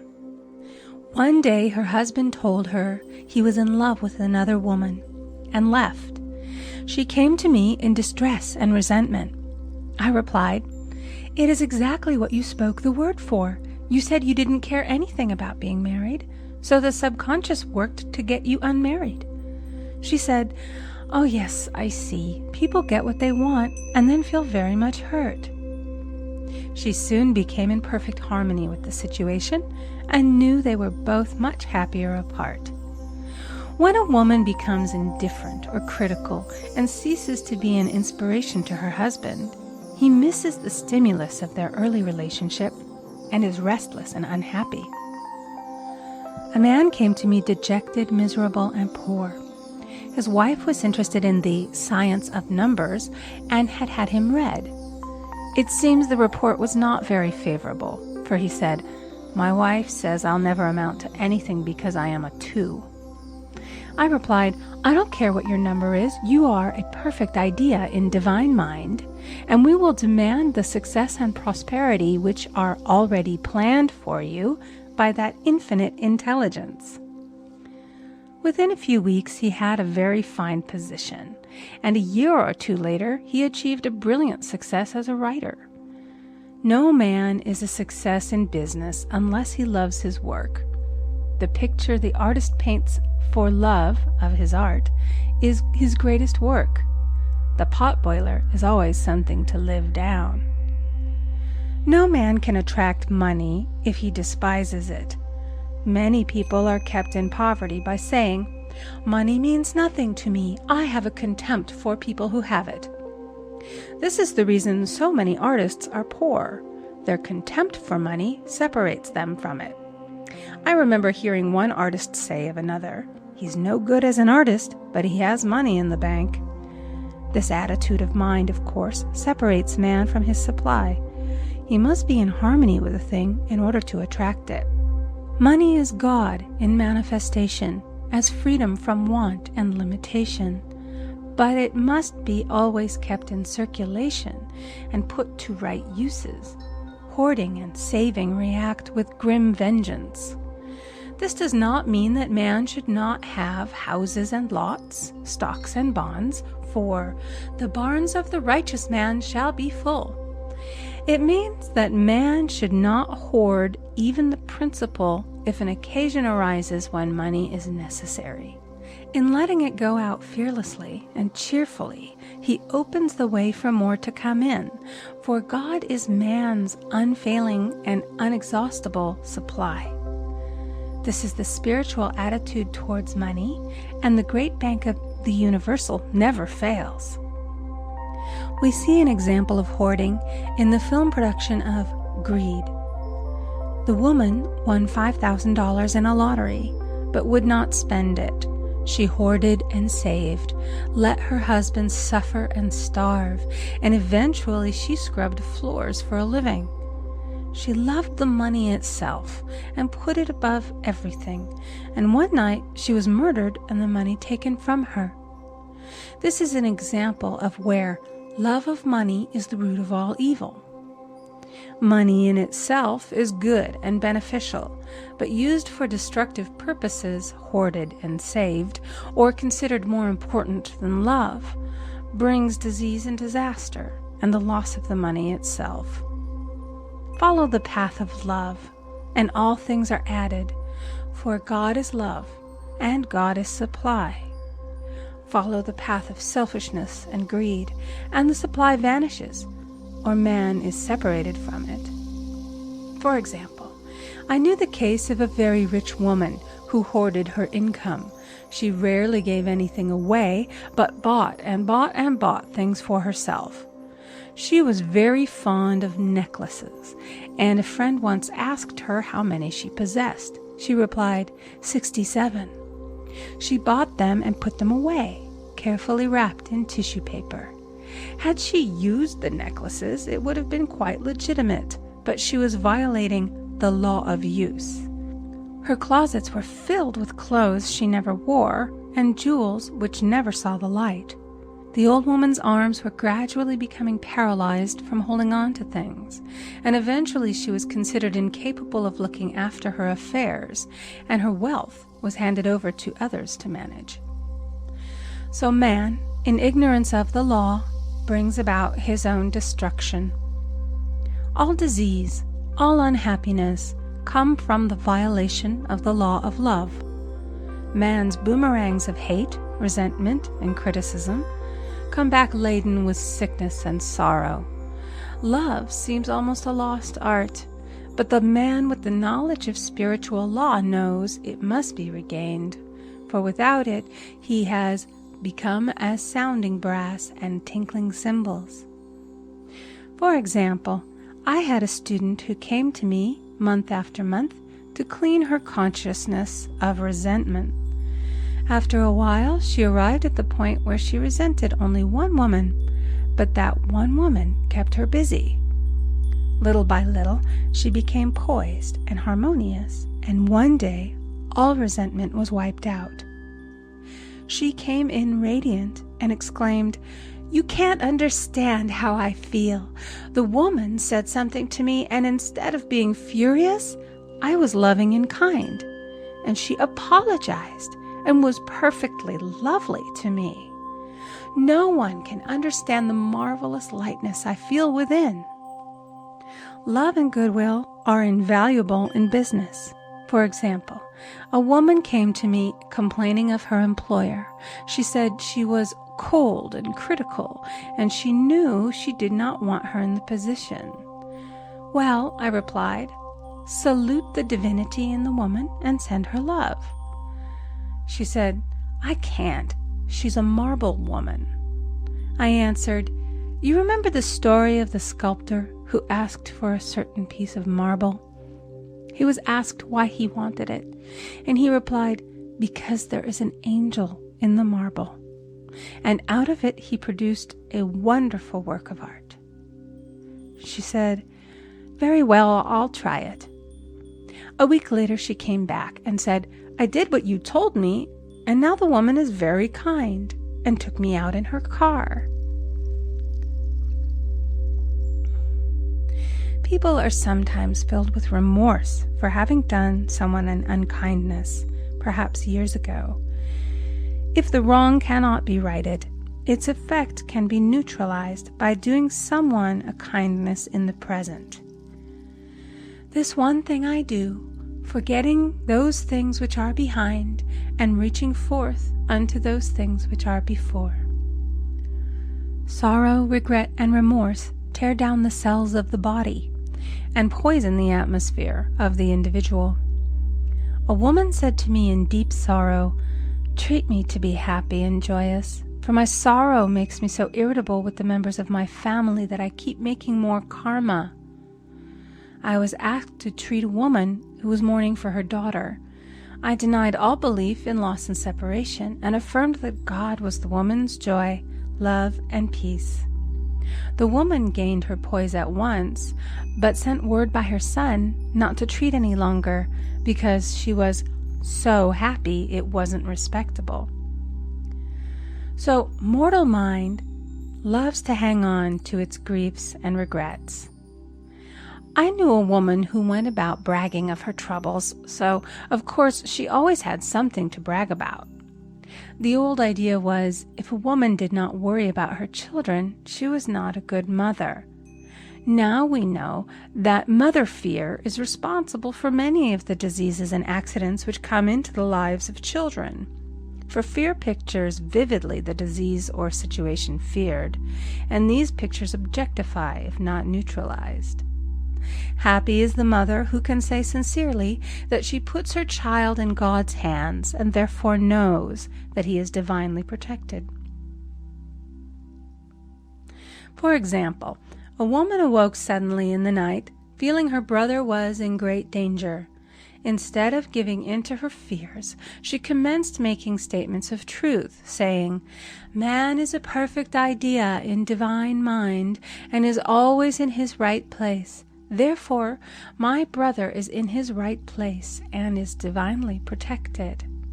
The next day, she found that her brother had been in close proximity to an explosion in a mine, but had miraculously escaped.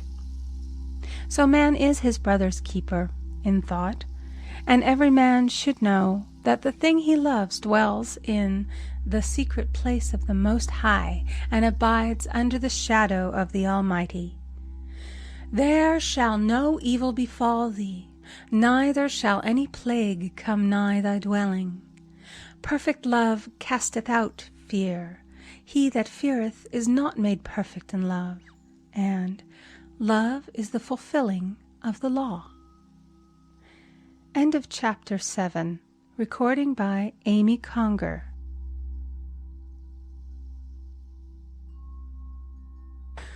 Chapter 8. Intuition or Guidance. In all thy ways acknowledge him, and he shall direct thy paths. There is nothing too great of accomplishment for the man who knows the power of his word, and who follows his intuitive leads. By the word he starts in action unseen forces, and can rebuild his body or remold his affairs. It is, therefore, of the utmost importance to choose the right words, and the student carefully selects the affirmation he wishes to catapult into the invisible. He knows that God is his supply, and that there is a supply for every demand, and that his spoken word releases this supply. Ask, and ye shall receive. Man must make the first move.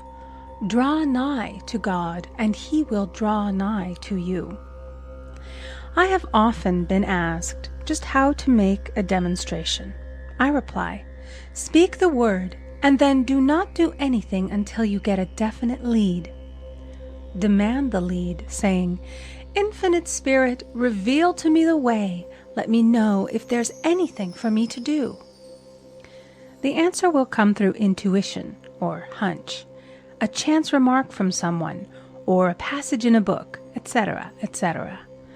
The answers are sometimes quite startling in their exactness. For example, a woman desired a large sum of money. She spoke the words, Infinite Spirit, open the way for my immediate supply. Let all that is mine by divine right now reach me in great avalanches of abundance. Then she added, Give me a definite lead. Let me know if there is anything for me to do. The thought came quickly. Give a certain friend, who had helped her spiritually, $100. She told her friend, who said, Wait and get another lead before giving it. So she waited, and that day met a woman who said to her, I gave someone $1 today. It was just as much for me as it would be for you to give someone 100. This was indeed an unmistakable lead, so she knew she was right in giving the $100. It was a gift which proved a great investment, for shortly after that, a large sum of money came to her in a remarkable way. Giving opens the way for receiving. In order to create activity in finances, one should give. Tithing, or giving 1/10 of one's income, is an old Jewish custom and is sure to bring increase. Many of the richest men in the country have been tithers and have never known it to fail as an investment. The 10th part goes forth and returns blessed and multiplied, but the gift or tithe must be given with love and cheerfulness, for God loveth a cheerful giver.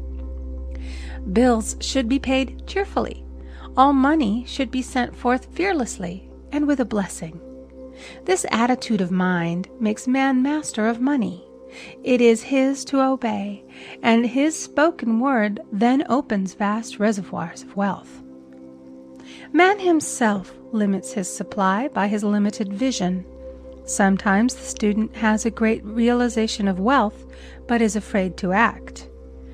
The vision and action must go hand in hand, as in the case of the man who bought the fur-lined overcoat. A woman came to me asking me to speak the word for a position. So I demanded, Infinite Spirit, open the way for this woman's right position. Never ask for just a position. Ask for the right position, the place already planned in divine mind, as it is the only one that will give satisfaction. I then gave thanks that she had already received, and that it would manifest quickly. Very soon she had 3 positions offered her, 2 in New York and 1 in Palm Beach, and she did not know which one to choose. I said, ask for a definite lead. The time was almost up and was still undecided when one day she telephoned. When I woke up this morning, I could smell Palm Beach. She had been there before and knew its balmy fragrance. I replied, "Well, if you can smell Palm Beach from here, it's certainly your lead." She accepted the position, and it proved a great success. Often one's lead comes at an unexpected time. One day, I was walking down the street when suddenly I felt a strong urge to go to a certain bakery a block or two away. The reasoning mind resisted, arguing, "There's nothing there that you want." However, I had learned not to reason, so I went to the bakery, looked at everything, and there was certainly nothing there that I wanted. But coming out, I encountered a woman I had thought of often and who was in great need of the help which I could give her. So often, one goes for one thing and finds another. Intuition is a spiritual faculty and does not explain, but simply points the way. A person often receives a lead during a treatment. The idea that comes may seem quite irrelevant, but some of God's leadings are mysterious. In the class one day, I was treating that each individual would receive a definite lead. A woman came to me afterwards and said, "While you were treating, I got the hunch to take my furniture out of storage and get an apartment." The woman had come to be treated for health. I told her I knew in getting a home of her own, her health would improve, and I added, "I believe your trouble, which is a congestion, has come from having things stored away. Congestion of things causes congestion in the body. You have violated the law of use, and your body is paying the penalty." So I gave thanks that divine order was established in her mind, body, and affairs. People little dream of how their affairs react on the body. There is a mental correspondence for every disease. A person might receive instantaneous healing through the realization of his body being a perfect idea in divine mind, and therefore whole and perfect, but if he continues his destructive thinking, hoarding, hating, fearing, condemning, the disease will return. Jesus Christ knew that all sickness came from sin, but admonished the leper after the healing to go and sin no more, lest a worse thing come upon him. So man's soul, or subconscious mind, must be washed whiter than snow for permanent healing. And the metaphysician is always delving deep for the correspondence. Jesus Christ said, "Condemn not, lest ye also be condemned. Judge not, lest ye be judged." Many people have attracted disease and unhappiness through the condemnation of others. What man condemns in others, he attracts to himself. For example, a friend came to me in anger and distress because her husband had deserted her for another woman. She condemned the other woman and said continually, "She knew he was a married man. She had no right to accept his attentions." I replied, "Stop condemning the woman. Bless her and be through with the situation. Otherwise you are attracting the same thing to yourself." She was deaf to my words, and a year or two later became deeply interested in a married man herself. Man picks up a live wire whenever he criticizes or condemns and may expect a shock. Indecision is a stumbling block in many a pathway. In order to overcome it, make the statement repeatedly, "I am always under direct inspiration. I make right decisions quickly." These words impress the subconscious, and soon one finds himself awake and alert, making his right moves without hesitation. I have found it destructive to look to the psychic plane for guidance, as it is the plane of many minds and not the one mind. As man opens his mind to subjectivity, he becomes a target for destructive forces. The psychic plane is the result of man's mortal thought and is on the plane of opposites. He may receive either good or bad messages. The science of numbers and the reading of horoscopes keep man down the mental or mortal plane, for they deal only with the karmic path. I know of a man who should have been dead years ago according to his horoscope, but he is alive and a leader of one of the biggest movements in this country for the uplift of humanity. It takes a very strong mind to neutralize a prophecy of evil. The student should declare, "Every false prophecy shall come to naught. Every plan my Father in heaven has not planned shall be dissolved and dissipated. The divine idea now comes to pass." However, if any good message has ever been given one, of coming happiness or wealth, harbor and expect it, and it will manifest sooner or later through the law of expectancy. Man's will should be used to back the universal will. I will that the will of God be done. It is God's will to give every man every righteous desire of his heart, and man's will should be used to hold the perfect vision without wavering. The prodigal son said, "I will arise and go to my father." It is indeed often an effort of the will to leave the husks and swine of mortal thinking. It is so much easier for the average person to have fear than faith. So faith is an effort of the will. As man becomes spiritually awakened, he recognizes that any external inharmony is the correspondence of mental inharmony. If he stumbles or falls, he may know he is stumbling or falling in consciousness. One day a student was walking along the street, condemning someone in her thoughts. She was saying mentally, "That woman is the most disagreeable woman on earth," when suddenly 3 Boy Scouts rushed around the corner and almost knocked her over. She did not condemn the Boy Scouts, but immediately called on the law of forgiveness and saluted the divinity in the woman. Wisdom's ways are ways of pleasantness, and all her paths are peace. When one has made his demands upon the universal, he must be ready for surprises. Everything may seem to be going wrong, when in reality it is going right. For example, a woman was told that there was no loss in divine mind. Therefore, she could not lose anything which belonged to her. Anything lost would be returned, or she would receive its equivalent. Several years previously, she had lost $2,000.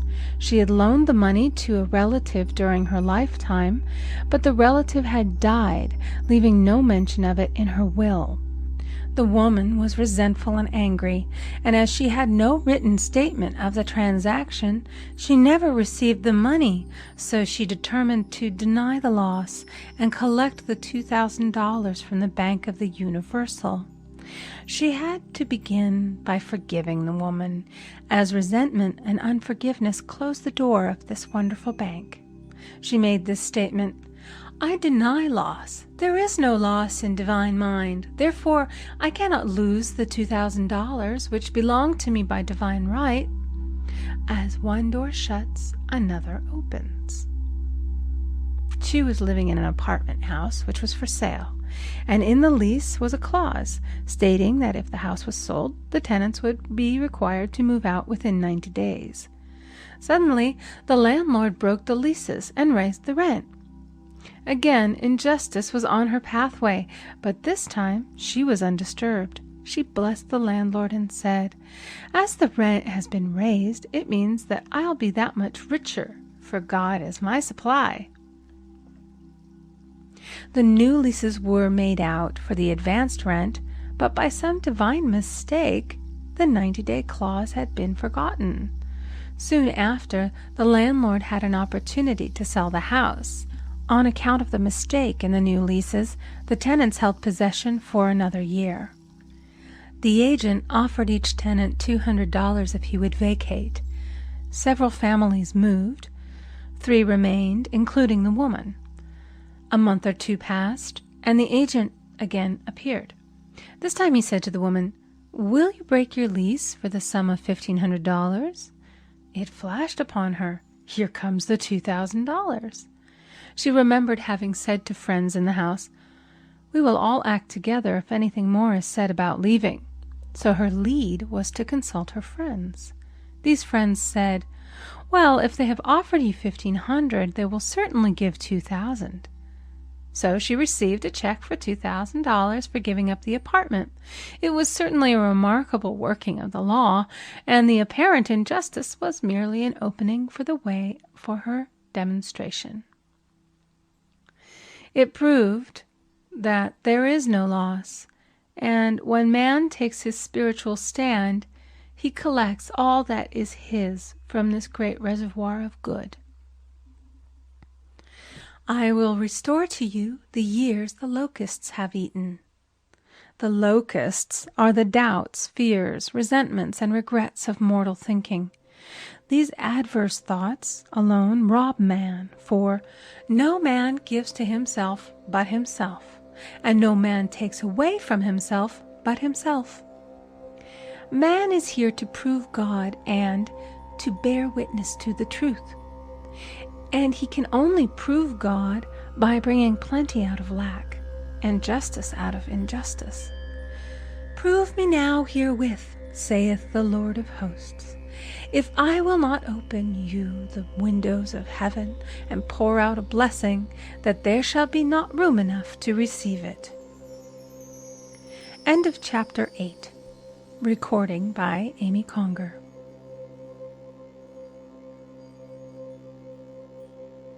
Chapter 9. Perfect Self-Expression, or the Divine Design. "No wind can drive my bark astray, nor change the tide of destiny." There is for each man perfect self-expression. There is a place which he is to fill, and no one else can fill, something which he is to do, which no one else can do. It is his destiny.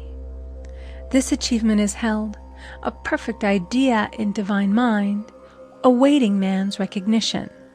As the imaging faculty is the creative faculty, it is necessary for man to see the idea before it can manifest. So man's highest demand is for the divine design of his life. He may not have the faintest conception of what it is, for there is possibly some marvelous talent hidden deep within him. His demand should be, "Infinite Spirit, open the way for the divine design of my life to manifest. Let the genius within me now be released.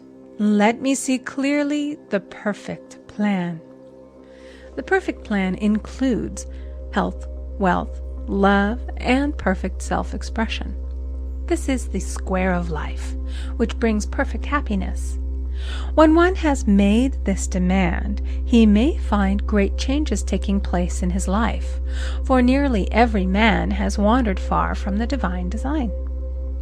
I know in one woman's case it was as though a cyclone had struck her affairs, but readjustments came quickly, and new and wonderful conditions took the place of old ones.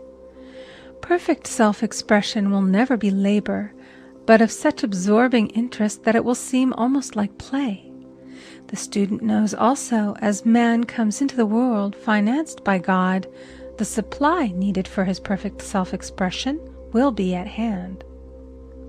Many a genius has struggled for years with the problem of supply, when his spoken word and faith would have released quickly the necessary funds. For example, after the class one day, a man came to me and handed me a cent. He said, "I have just 7 cents in the world, and I'm going to give you 1, for I have faith in the power of your spoken word. I want you to speak the word for my perfect self-expression and prosperity." I spoke the word and did not see him again until a year later. He came in one day, successful and happy, with a roll of yellow bills in a pocket. He said, "Immediately after you spoke the word, I had a position offered me in a distant city, and am now demonstrating health, happiness, and supply." A woman's self-expression may be in becoming a perfect wife, a perfect mother, a perfect homemaker, and not necessarily in having a public career. Demand definite leads, and the way will be made easy and successful. One should not visualize or force a mental picture. When he demands the divine design to come into his conscious mind, he will receive flashes of inspiration and begin to see himself making some great accomplishment.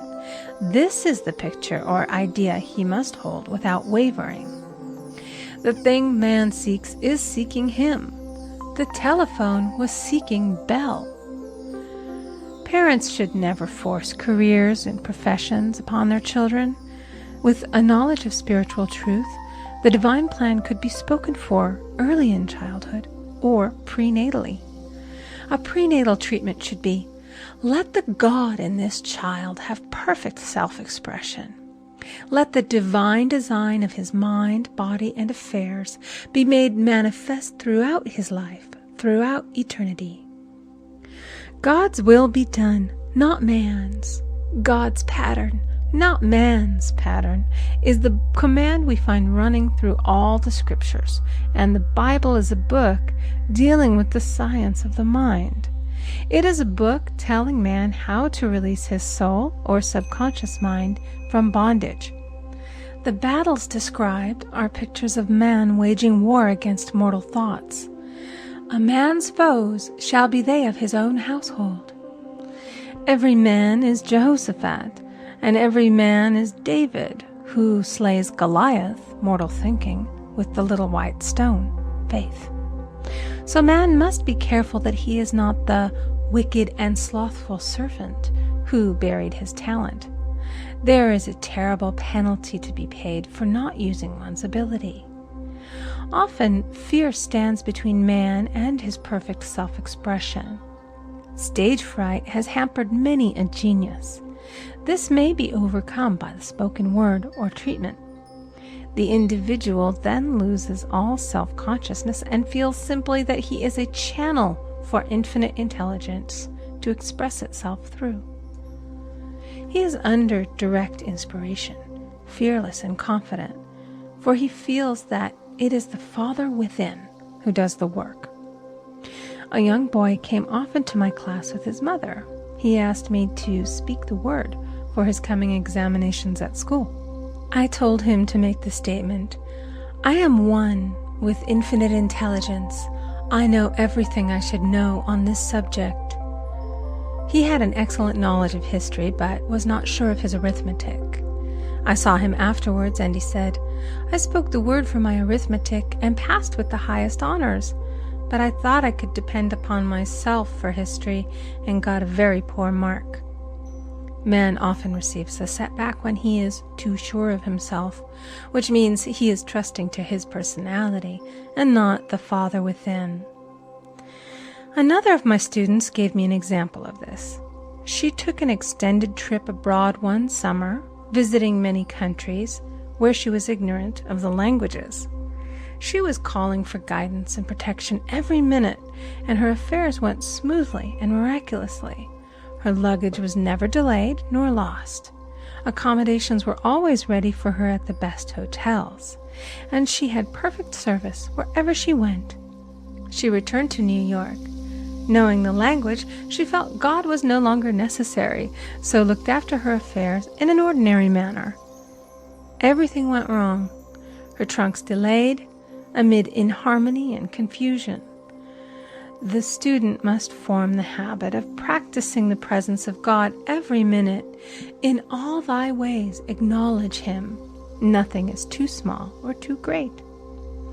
Sometimes an insignificant incident may be the turning point in a man's life.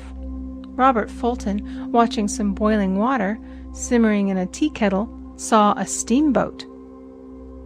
I have seen a student often keep back his demonstration through resistance or pointing the way. He pins his faith to one channel only and dictates just the way he desires the manifestation to come, which brings things to a standstill. My way, not your way, is the command of infinite intelligence. Like all power, be it steam or electricity, it must have a non-resistant engine or instrument to work through, and man is that engine or instrument. Over and over again, man is told to stand still.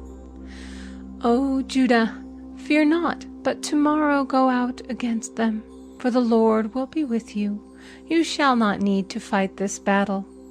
Set yourselves, stand ye still, and see the salvation of the Lord with you. We see this in the incidents of the $2,000 coming to the woman through the landlord when she became non-resistant and undisturbed, and the woman who won the man's love after all suffering had ceased. The student's goal is poise. Poise is power, for it gives God power a chance to rush through man, to will and to do its good pleasure. Poised, he thinks clearly and makes right decisions quickly. He never misses a trick. Anger blurs the visions, poisons the blood, is the root of many diseases, and causes wrong decision, leading to failure. It has been named one of the worst sins, as its reaction is so harmful. The student learns that in metaphysics, sin has a much broader meaning than in the old teaching. Whatsoever is not of faith is sin. He finds that fear and worry are deadly sins. They are inverted faith, and through distorted mental pictures bring to pass the thing he fears. His work is to drive out these enemies from the subconscious mind. When man is fearless, he is finished. Maeterlinck says that man is God afraid. So, as we read in the previous chapters, man can only vanquish fear by walking up to the thing he is afraid of. When Jehoshaphat and his army prepared to meet the enemy, singing, "Praise the Lord, for his mercy endureth forever," they found their enemies had destroyed each other, and there was nothing to fight. For example, a woman asked a friend to deliver a message to another friend. The woman feared to give the message, as the reasoning mind said, "Don't get mixed up in this affair. Don't give that message." She was troubled in spirit, for she had given her promise. At last she determined to walk up to the lion and call on the law of divine protection. She met the friend to whom she was to deliver the message. She opened her mouth to speak it when her friend said, "So-and-so has left town."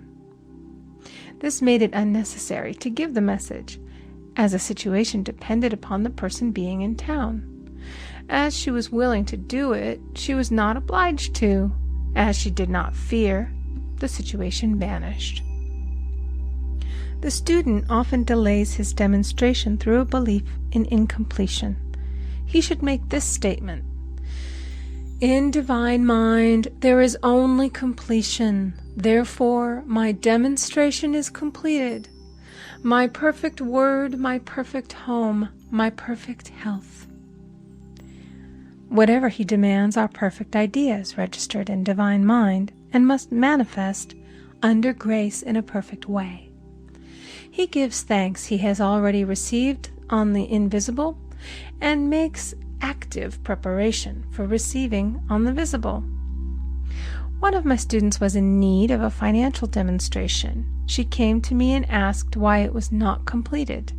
I replied, "Perhaps you are in the habit of leaving things unfinished, and the subconscious has gotten into the habit of not completing. As the without, so the within." She said, "You are right. I often begin things and never finish them. I'll go home and finish something I commenced weeks ago, and I know it will be symbolic of my demonstration." So she sewed assiduously, and the article was soon completed. Shortly thereafter, the money came in a most curious manner. Her husband was paid his salary twice that month. He told the people of their mistake, and they sent word to keep it. When man asks, believing, he must receive, for God creates his own channels. I have been sometimes asked, suppose one has several talents. how is he to know which one to choose? Demand to be shown definitely. Say, Infinite Spirit, give me a definite lead. Reveal to me my perfect self-expression. Show which talent I am to make use of now. I have known people to suddenly enter a new line of work and be fully equipped with little to no training, so make the statement, I am fully equipped for the divine plan of my life, and be fearless in grasping opportunities. Some people are cheerful givers, but bad receivers. They refuse gifts through pride or some negative reason, thereby blocking their channels, and invariably find themselves eventually with little or nothing. For example, a woman who had given away a great deal of money had a gift offered her of several $1,000s. She refused to take it, saying she did not need it. Shortly thereafter, her finances were tied up, and she found herself in debt for that amount. Man should receive gracefully the bread returning to him upon the water. Freely ye have given, freely ye shall receive. There is always the perfect balance of giving and receiving, and though man should give without thinking of returns, he violates law if he does not accept the returns which come to him, for all gifts are from God, man being merely the channel. A thought of lack should never be held over the giver.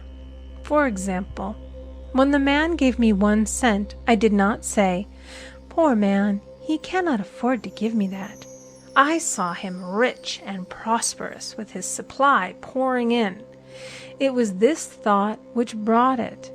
If one has been a bad receiver, he must become a good one, and take even a postage stamp if it is given him, and open up his channels for receiving.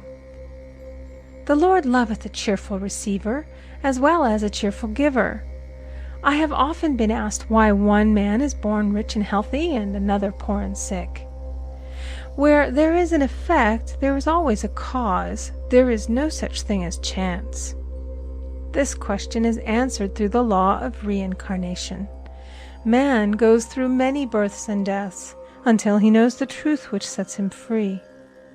He is drawn back to the earth plane through unsatisfied desire, to pay his karmic debts or to fulfill his destiny. The man born rich and healthy has had pictures in his subconscious mind, in his past life, of health and riches, and the poor and sick man of disease and poverty. Man manifests, on any plane, the sum total of his subconscious beliefs.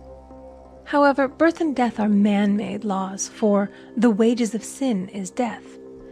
The Adamic fall in consciousness through the belief in 2 powers.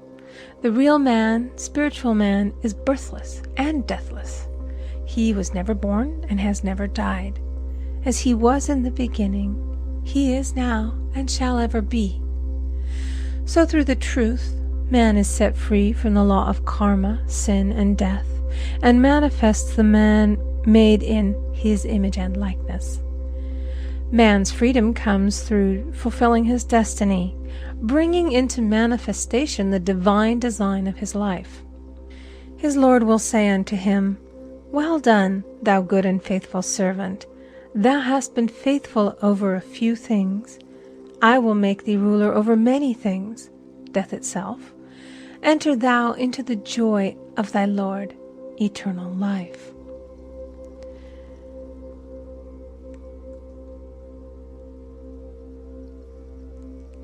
End of Chapter 9. Recording by Amy Conger.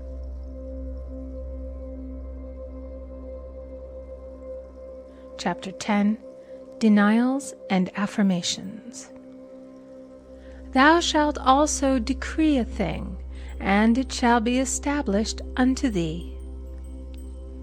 All the good that is to be made manifest in man's life is already an accomplished fact in divine mind, and is released through man's recognition or spoken word. So he must be careful to decree that only the divine idea be made manifest, for often he decrees through his idle words failure or misfortune. It is therefore of the utmost importance to word one's demands correctly, as stated in a previous chapter. If one desires a home, friend, position, or any other good thing, make the demand for the divine selection. For example, Infinite Spirit, open the way for my right home, my right friend, my right position. I give thanks that it now manifests under grace in a perfect way. The latter part of this statement is most important. For example, I knew a woman who demanded $1,000. Her daughter was injured and they received $1,000 indemnity, so it did not come in a perfect way. The demand should have been worded in this way: Infinite Spirit, I give thanks that the $1,000, which is mine by divine right, is now released and reaches me under grace in a perfect way. As one grows in a financial consciousness, he should demand that the enormous sums of money which are his by divine right reach him under grace in perfect ways. It is impossible for man to release more than he thinks is possible, for one is bound by the limited expectancies of the subconscious. He must enlarge his expectancies in order to receive in a larger way. Man so often limits himself in his demands. For example, a student made the demands for $600 by a certain date. He did receive it, but heard afterwards that he came very near receiving $1,000, but he was given just $600 as a result of his spoken word. They limited the Holy One of Israel. Wealth is a matter of consciousness. The French have a legend giving an example of this. A poor man was walking along a road when he met a traveler, who stopped him and said, "My good friend, I see that you are poor. Take this gold nugget, sell it, and you will be rich all your days."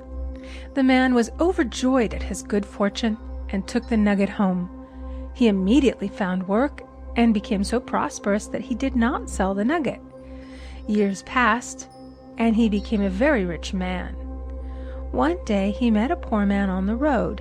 He stopped him and said, "My good friend, I will give you this gold nugget, which, if you sell, will make you rich for life." The mendicant took the nugget, had it valued, and found it was only brass. So we see, the first man became rich through feeling rich, thinking the nugget was gold. Every man has within him a gold nugget. It is his consciousness of gold, of opulence, which brings riches into his life. In making his demands, man begins at his journey's end. That is, he declares he has already received. "Before ye call, I shall answer." Continually affirming establishes the belief in the subconscious. It would not be necessary to make an affirmation more than once if one had perfect faith. One should not plead or supplicate, but give thanks repeatedly that he has received. The desert shall rejoice and blossom as the rose. This rejoicing, which is yet in the desert state of consciousness, opens the way for release. The Lord's Prayer is in the form of command and demand. Give us this day our daily bread, and forgive us our debts as we forgive our debtors. And ends in praise. For thine is the kingdom and the power and the glory forever. Amen. Concerning the works of my hands, command ye me. So prayer is command and demand, praise and thanksgiving. The student's work is in making himself believe that with God all things are possible.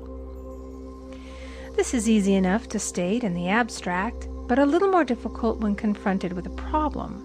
For example, it was necessary for a woman to demonstrate a large sum of money within a stated time.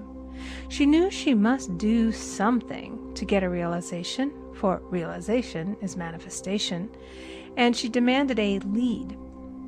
She was walking through a department store when she saw a very beautiful pink enamel paper cutter. She felt the pull towards it. the thought came, I haven't a paper cutter good enough to open letters containing large checks. So she bought the paper cutter, which the reasoning mind would have called an extravagance.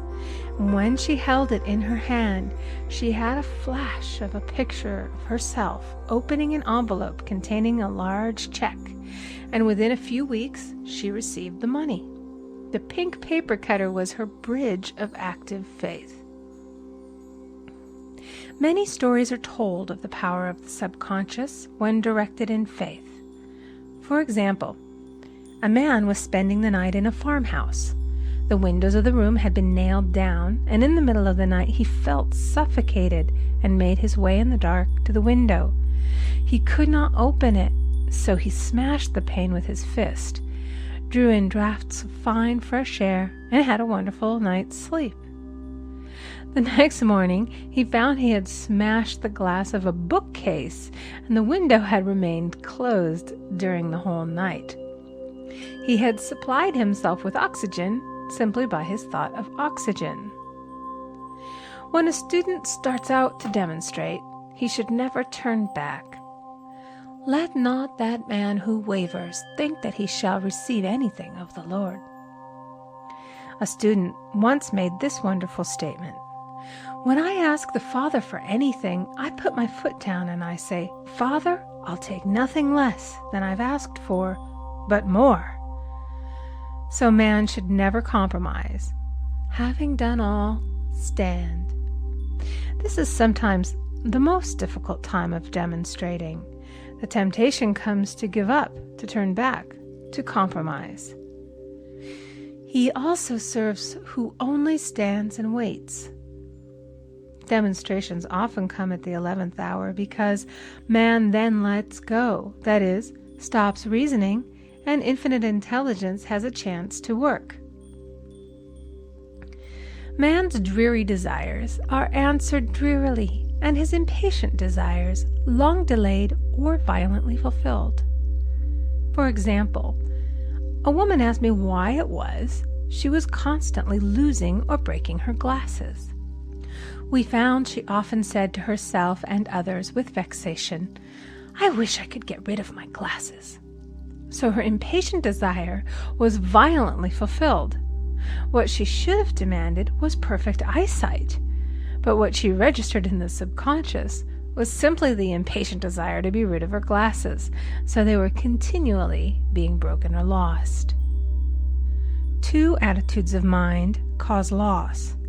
Depreciation, as in the case of the woman who did not appreciate her husband, or fear of loss, which makes a picture of loss in the subconscious. When a student is able to let go of his problem, cast his burden, he will have instantaneous manifestation.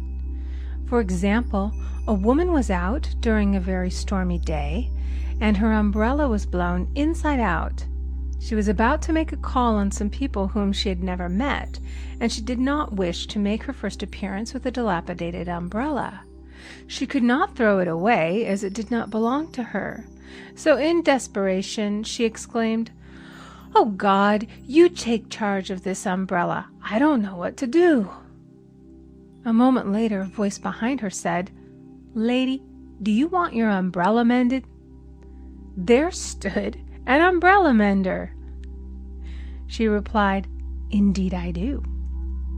The man mended the umbrella while she went into the house to pay her call, and when she returned, she had a good umbrella. So there is always an umbrella mender at hand on man's pathway when one puts the umbrella or situation in God's hands. One should always follow a denial with an affirmation. For example, I was called on the phone late one night to treat a man whom I had never seen. He was apparently very ill. I made the statement, "I deny the appearance of disease. It is unreal, therefore cannot register in his consciousness. This man is a perfect idea in divine mind, pure substance expressing perfection." There is no time or space in divine mind. Therefore, the word reaches instantly its destination and does not return void. I have treated patients in Europe and have found that the result was instantaneous. I am asked so often the difference between visualizing and visioning. Visualizing is a mental process governed by the reasoning or conscious mind. Visioning is a spiritual process governed by intuition or the superconscious mind. The student should train his mind to receive these flashes of inspiration and work out the divine pictures through definite leads. When a man can say, "I desire only that which God desires for me," his false desires fade from the consciousness, and a new set of blueprints is given him by the master architect, the God within. God's plan for each man transcends the limitation of the reasoning mind and is always the square of life, containing health, wealth, love, and perfect self-expression. Many a man is building for himself in imagination a bungalow when he should be building a palace. If a student tries to force a demonstration through the reasoning mind, he brings it to a standstill. "I will hasten it, saith the Lord." He should act only through intuition or definite leads. Rest in the Lord and wait patiently. Trust also in Him, and He will bring it to pass. I have seen the law work in the most astonishing manner. For example, a student stated that it was necessary for her to have $100 by the following day. It was a debt of vital importance which had to be met. I spoke the word, declaring Spirit was never too late, and that the supply was at hand. That evening she phoned me of the miracle. She said that the thought came to her to go to her safety deposit box at the bank to examine some papers. She looked over the papers, and at the bottom of the box was a new $100 bill. She was astounded, and she said she knew she had never put it there, for she had gone through the papers many times. It may have been a materialization, as Jesus Christ materialized the loaves and fishes. Man will reach the stage where his word is made flesh, or materialized instantly. The fields, ripe with the harvest, will manifest immediately, as in all of the miracles of Jesus Christ. There is a tremendous power alone in the name Jesus Christ. It stands for truth made manifest. He said, "Whatsoever ye ask the Father in my name, He will give it to you." The power of this name raises the student into the fourth dimension, where he is freed from all astral and psychic influences, and he becomes unconditioned and absolute, as God Himself is unconditioned and absolute. I have seen many healings accomplished by using the words, "in the name of Jesus Christ." Christ was both person and principle, and the Christ within each man is his Redeemer and salvation. The Christ within is his own fourth-dimensional self, the man made in God's image and likeness. This is the self which has never failed, never known sickness or sorrow, was never born, and has never died. It is the resurrection and the life of each man. "No man cometh to the Father save by the Son," means that God, the universal, working on the place of the particular, becomes the Christ in man. And the Holy Ghost means God in action. So daily, man is manifesting the Trinity of the Father, Son, and Holy Ghost.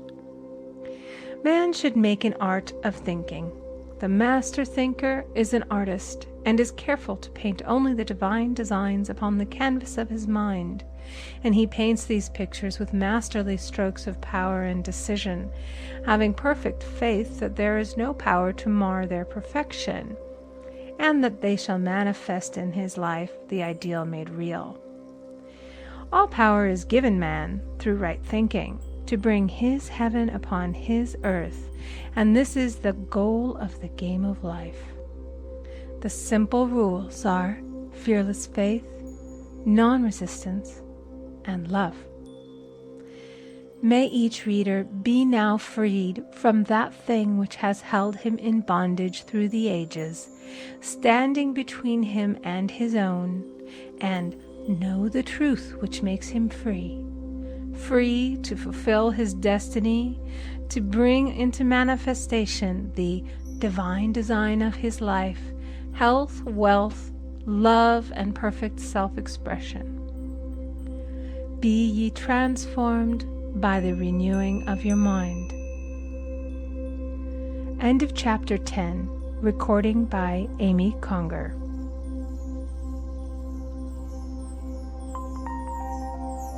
Chapter 11. Denials and Affirmations. For prosperity. God is my unfailing supply, and large sums of money come to me quickly, under grace, in perfect ways. For right conditions. Every plan my Father in heaven has not planned shall be dissolved and dissipated, and the divine idea now comes to pass.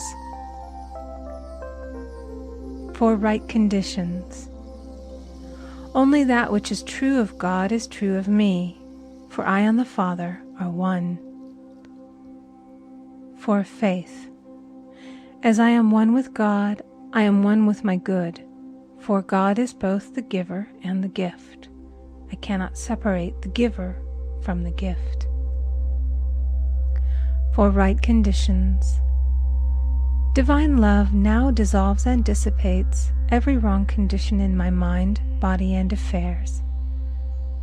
Divine love is the most powerful chemical in the universe and dissolves everything which is not of itself. For health. Divine love fills my consciousness with health, and every cell in my body is filled with light. For the eyesight. My eyes are God's eyes. I see with the eyes of spirit. I see clearly the open way. There are no obstacles on my pathway. I see clearly the perfect plan. For guidance. I am divinely sensitive to my intuitive leads, and give instant obedience to thy will. For the hearing. My ears are God's ears. I hear with the ears of spirit. I am non-resistant, and am willing to be led. I hear glad tidings of great joy. For right work. I have a perfect work in a perfect way. I give a perfect service for perfect pay. For freedom from all bondage. I cast this burden on the Christ within, and I go free. End of chapter 11. Recording by Amy Conger. End of The Game of Life and How to Play It by Florence Scovel Shen.